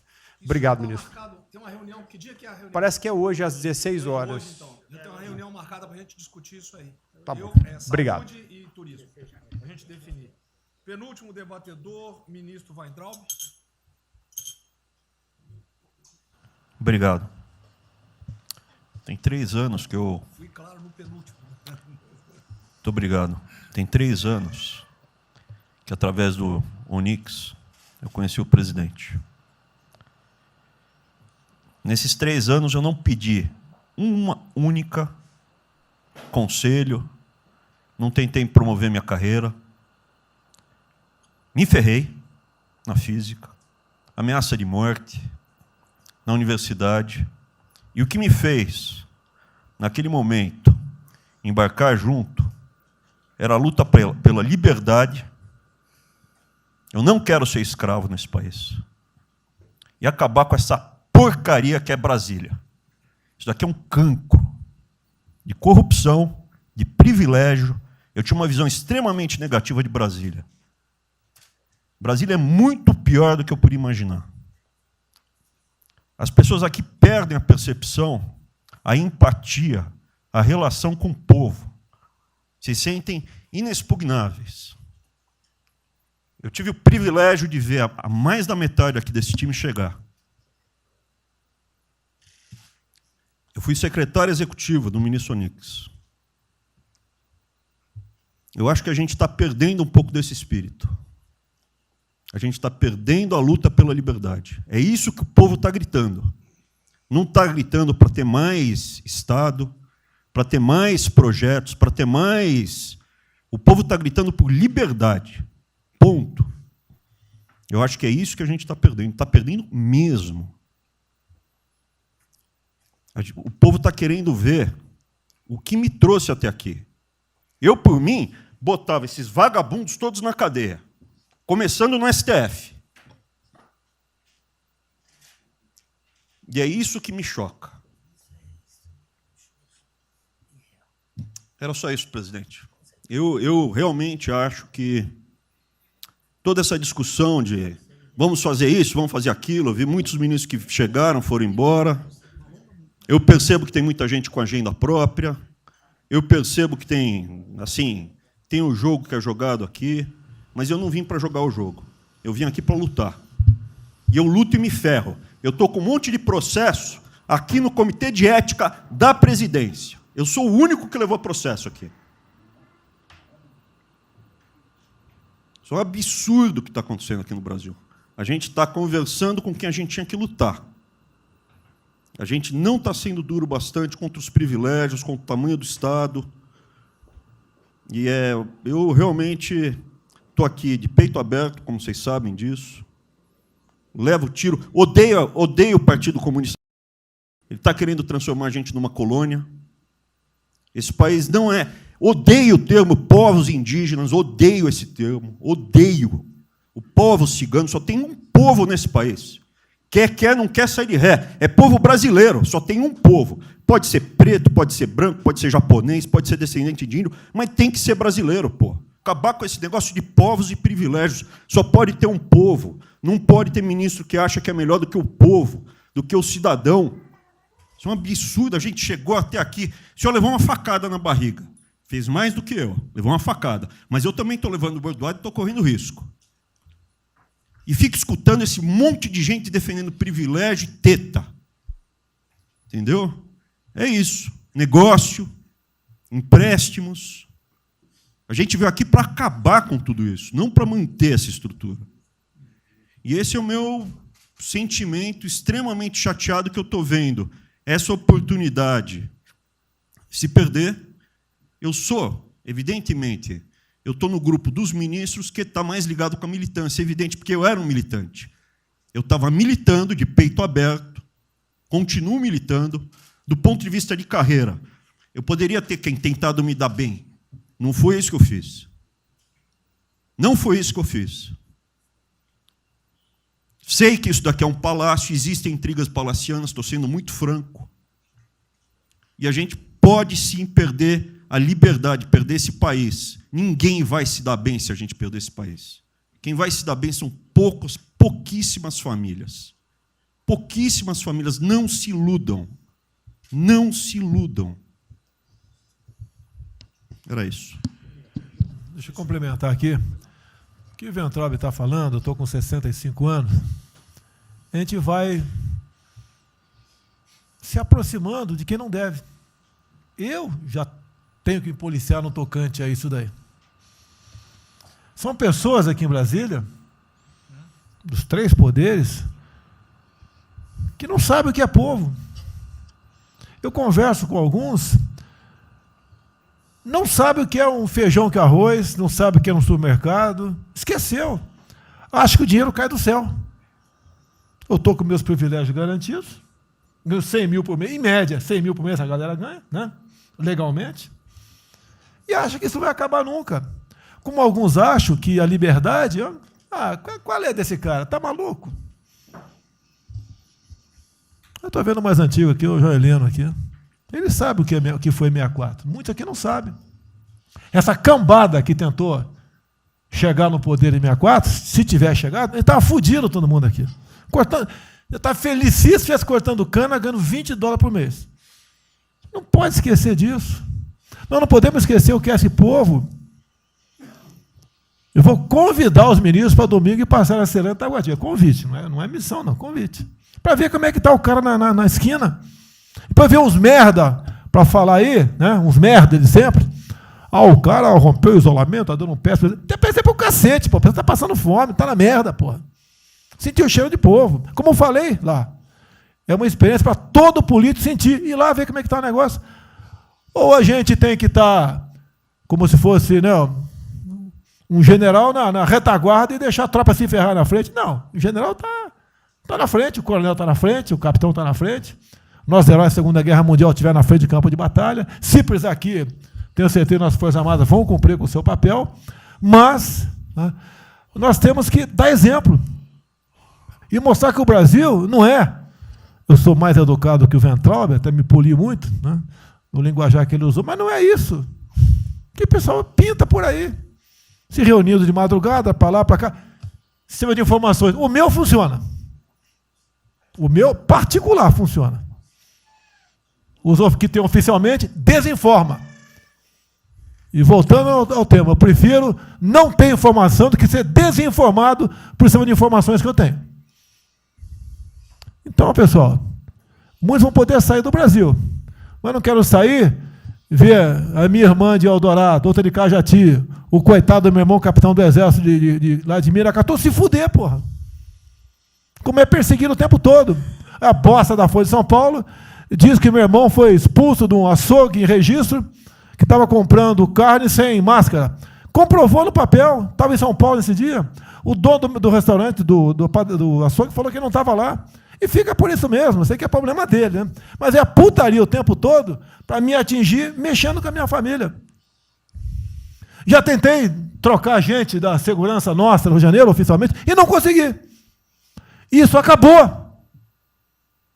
Eu não vou esperar fuder minha família toda, de sacanagem, ou amigos meus, porque eu não posso trocar alguém da segurança na ponta da linha que pertence à estrutura nossa. Vai trocar. Se não puder trocar, troca o chefe dele. Pode trocar o chefe dele? Troca o ministro. E ponto final. Não estamos aqui para brincadeira.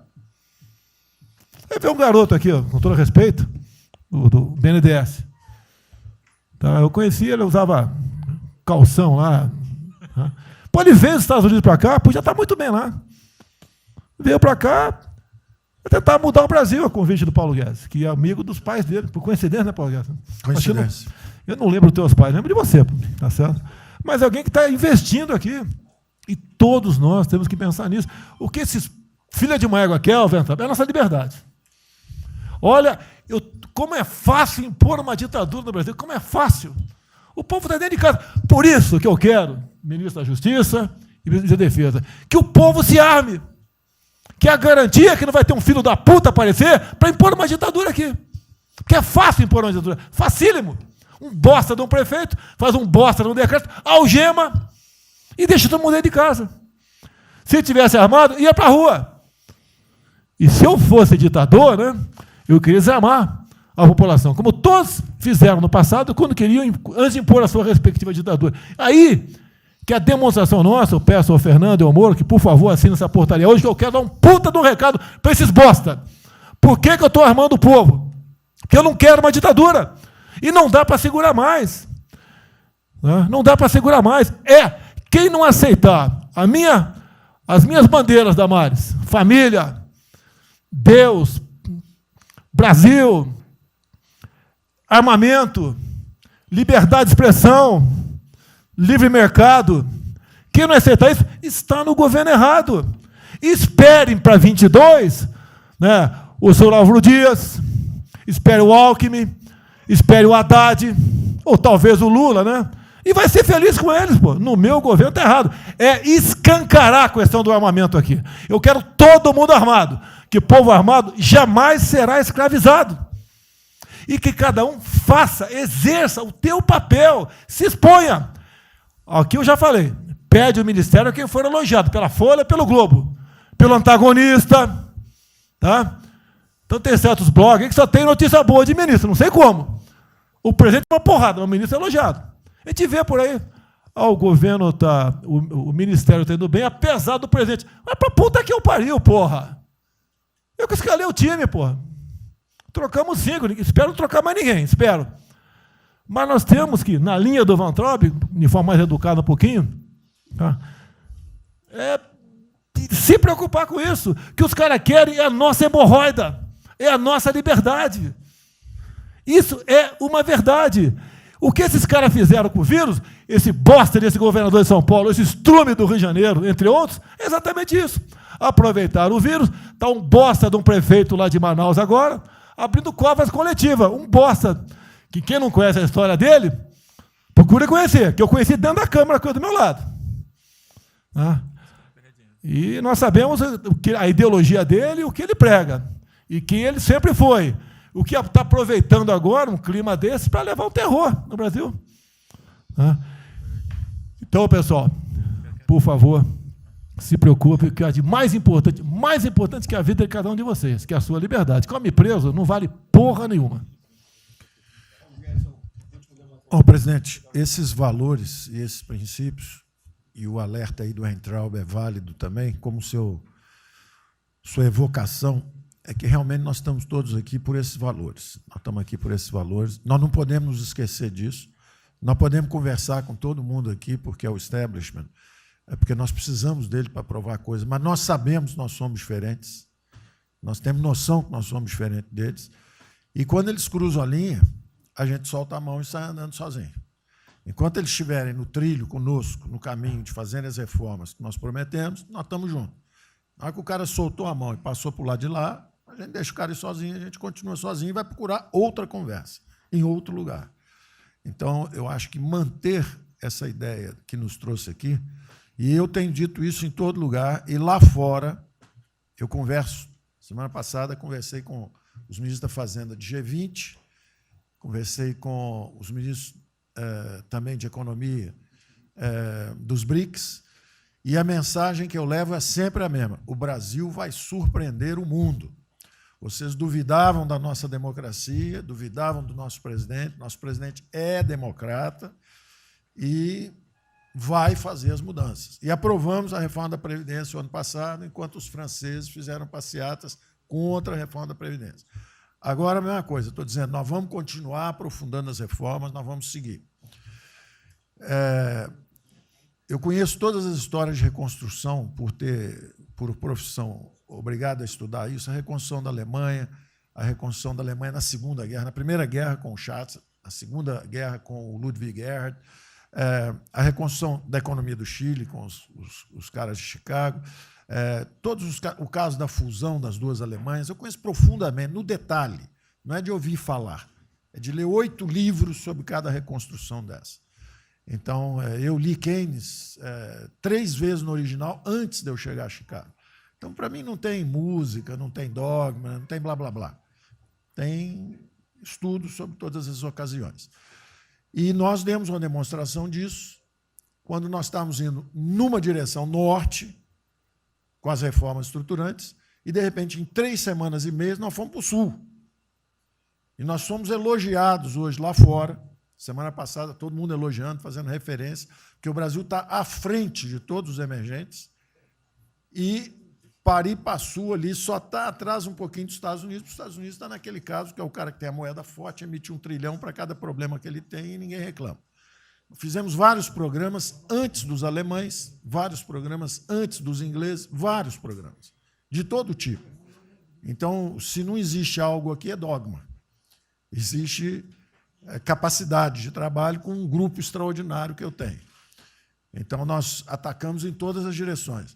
Primeiro, o campus foi lá e reduziu os compulsórios em 200 bilhões. Logo depois, nós não tínhamos espaço constitucional, fizemos antecipações de benefícios e diferimento de impostos, porque não tinha espaço constitucional. Logo depois, tivemos espaço pelo Supremo e pelo Congresso. Entramos nas constitucionais, gastamos 300 e poucos bilhões, que não é muito. Para terem uma ideia, o último déficit do governo Temer foi 160. Nós gastamos 300. Não gastamos tanto assim, mas atingimos 50 milhões de brasileiros, como diz lá o Pedro. 70 milhões de brasileiros.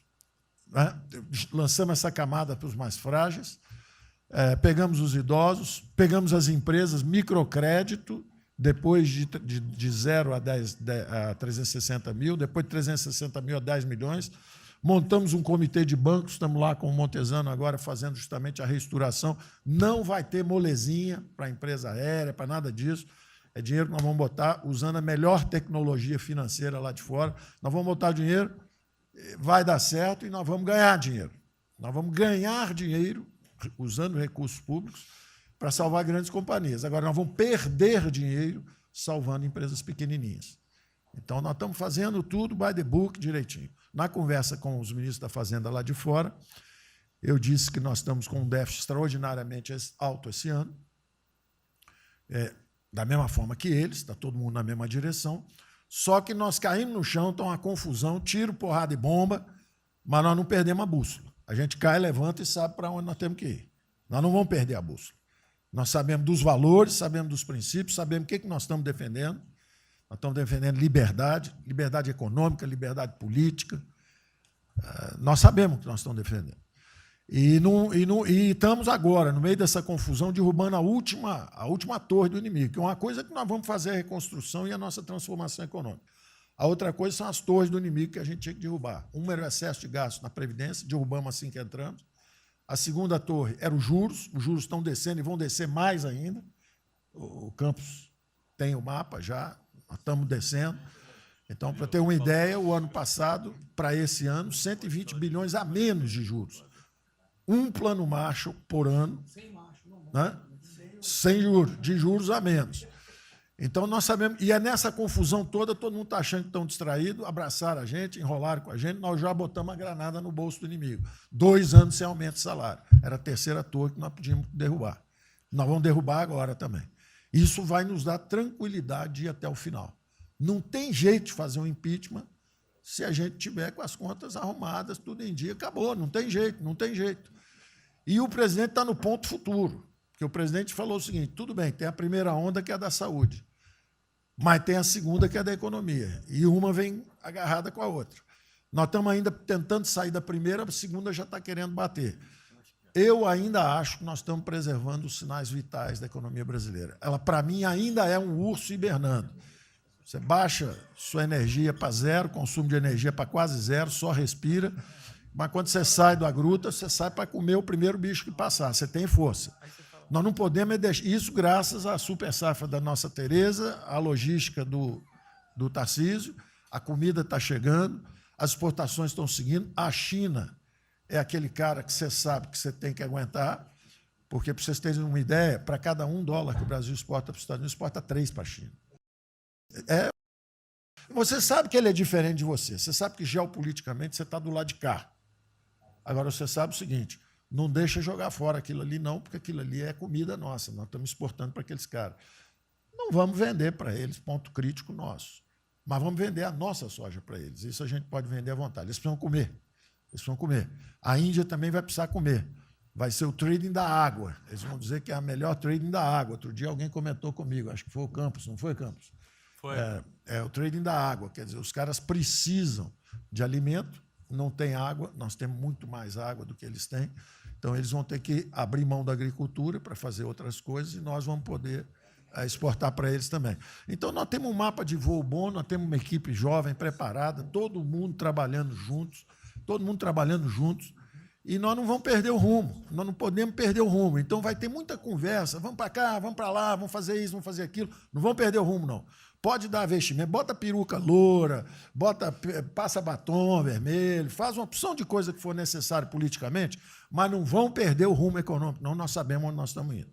Então, eu estou só dando uma mensagem de tranquilidade para todo mundo aqui, que é o seguinte, nós não estamos fazendo nada exótico, dogmático, nada disso. Nós estamos indo numa direção, fizemos o que o mundo inteiro fez, em 3 semanas e meia, nós fizemos o que o mundo inteiro fez, só que nós não vamos perder o rumo, não. Nós sabemos para onde nós vamos voltar já já, tá certo? E se o mundo for diferente, nós vamos ter capacidade de adaptação. Por exemplo, eu já tenho conversado com o ministro da Defesa, já conversamos algumas vezes, quantos 200 mil, 300 mil, quantos jovens aprendizes nós podemos absorver nos quartéis brasileiros? 1 milhão? 1 milhão a R$200, que é o Bolsa Família, R$300, para o cara de manhã faz calistenia, aprende civil, organização social, como é que é o OSPB, né? Organização Social Política, né? Faz ginástica, canta o hino, bate continente, de tarde aprende a ser um cidadão, pô. Aprende a ser cidadão, disciplina, usar o tempo construtivamente, pô. Voluntário para fazer estrada, para fazer isso e aquilo. Sabe quanto custa isso? R$200 por mês, 1 milhão de cada, 200 milhões, pô. Joga 10 meses aí, 2 bi, isso é nada. Então, nós vamos pegar na reconstrução, nós vamos pegar 1 bilhão, 2 bilhões e contrata 1 milhão de jovens aqui. A Alemanha fez isso na reconstrução. Aí você também quer fazer estrada, precisa de 3, 4 bilhões a mais, tem um orçamento de 8, toma aqui seus 4 bilhões. Isso não faz falta. Isso não faz falta. Não é isso o problema. A mesma coisa o nosso problema do jogo, lá nos recursos integrados, não tem problema nenhum, são bilionários, são milionários, executivos do mundo inteiro. O cara vem, fazem convenções. Olha, o turismo saiu de 5 milhões em Singapura para 30 milhões por ano. O Brasil recebe 6. Uma pequena cidade recebe 30 milhões de turistas. O sonho do presidente de transformar o Rio de Janeiro em Cancún, lá Angra dos Reis em Cancún, aquilo ali pode virar Cancún rápido.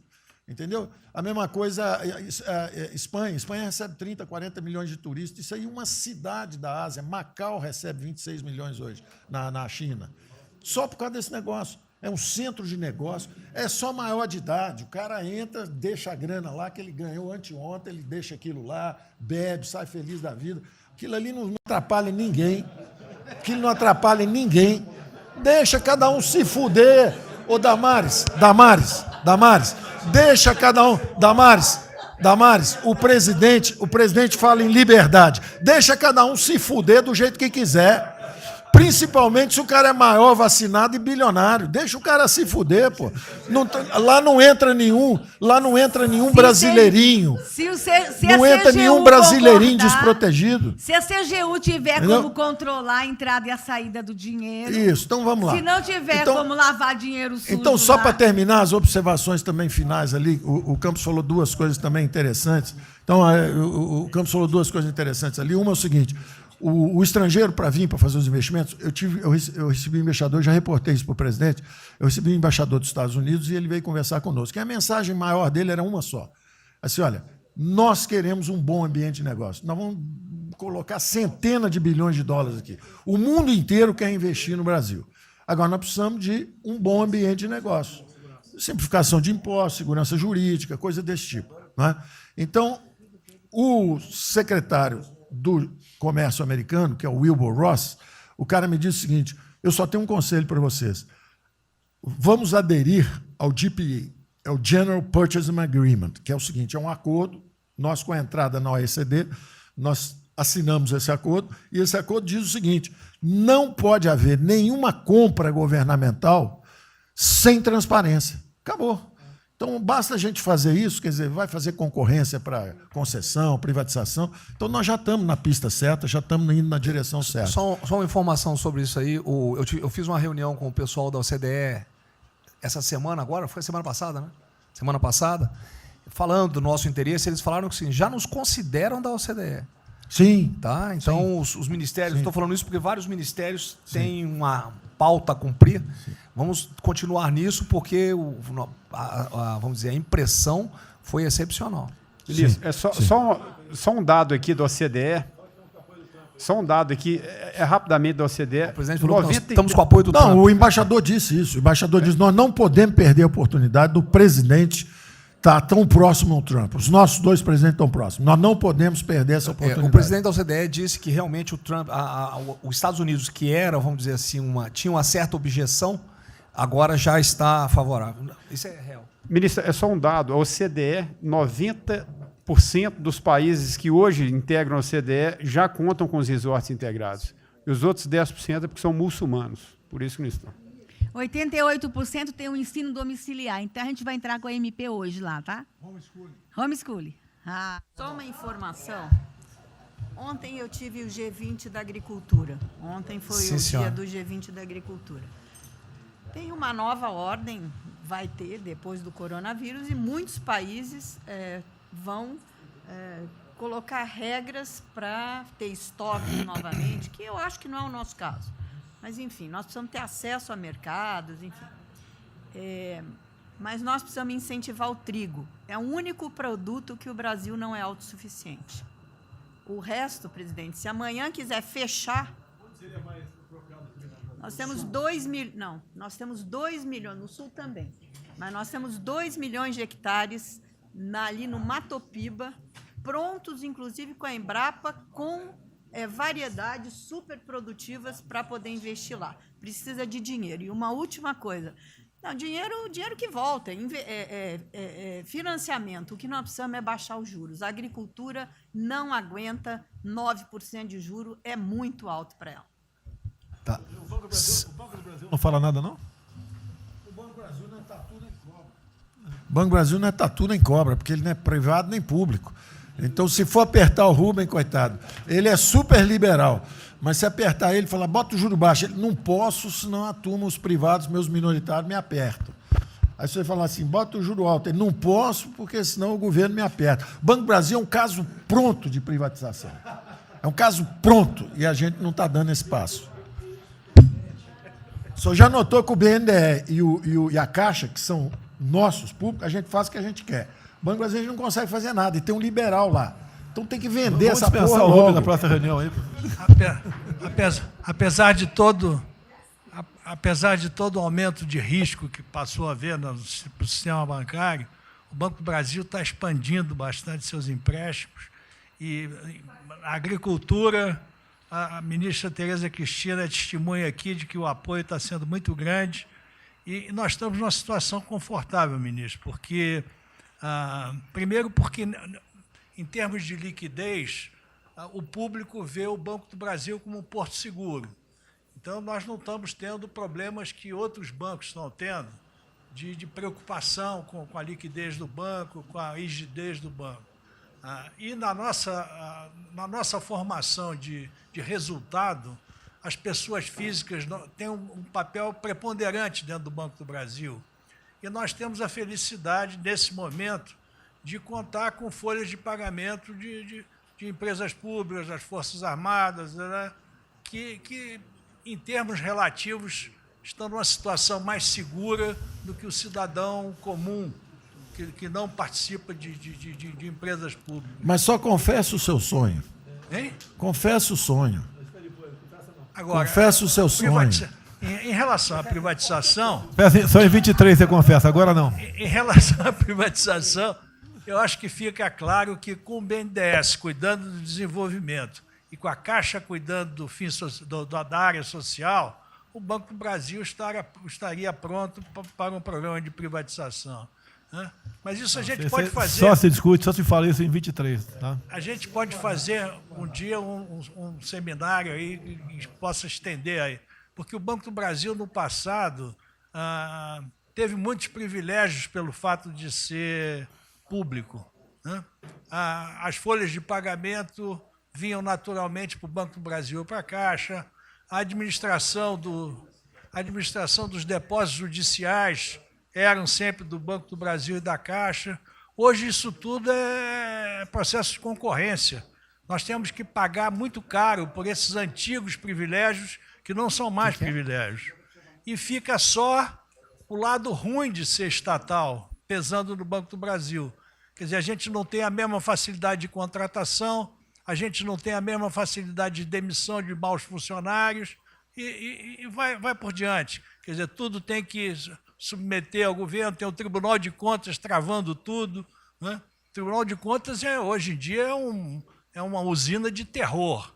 Quer dizer, se a gente faz alguma coisa, está arriscado ir para a cadeia. Se não faz, é processado por inação.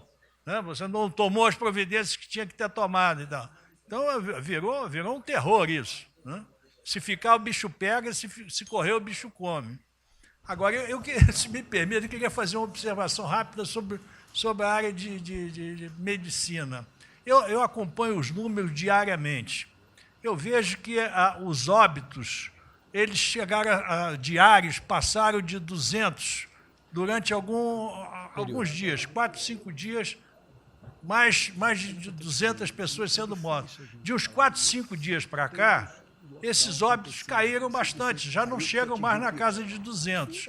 A minha sensação, de quem não é especialista no negócio, mas que observa os números, é que o tal do pico, o tal do famoso pico, que gerava tantas preocupações, a minha sensação é que esse pico já passou. Né? Agora... É que o senhor não viu o número que nós mostramos lá em cima agora, mas isso é outra história. Senhores, sem querer cortar, muito obrigado a todos, porque senão não termino. Presidente.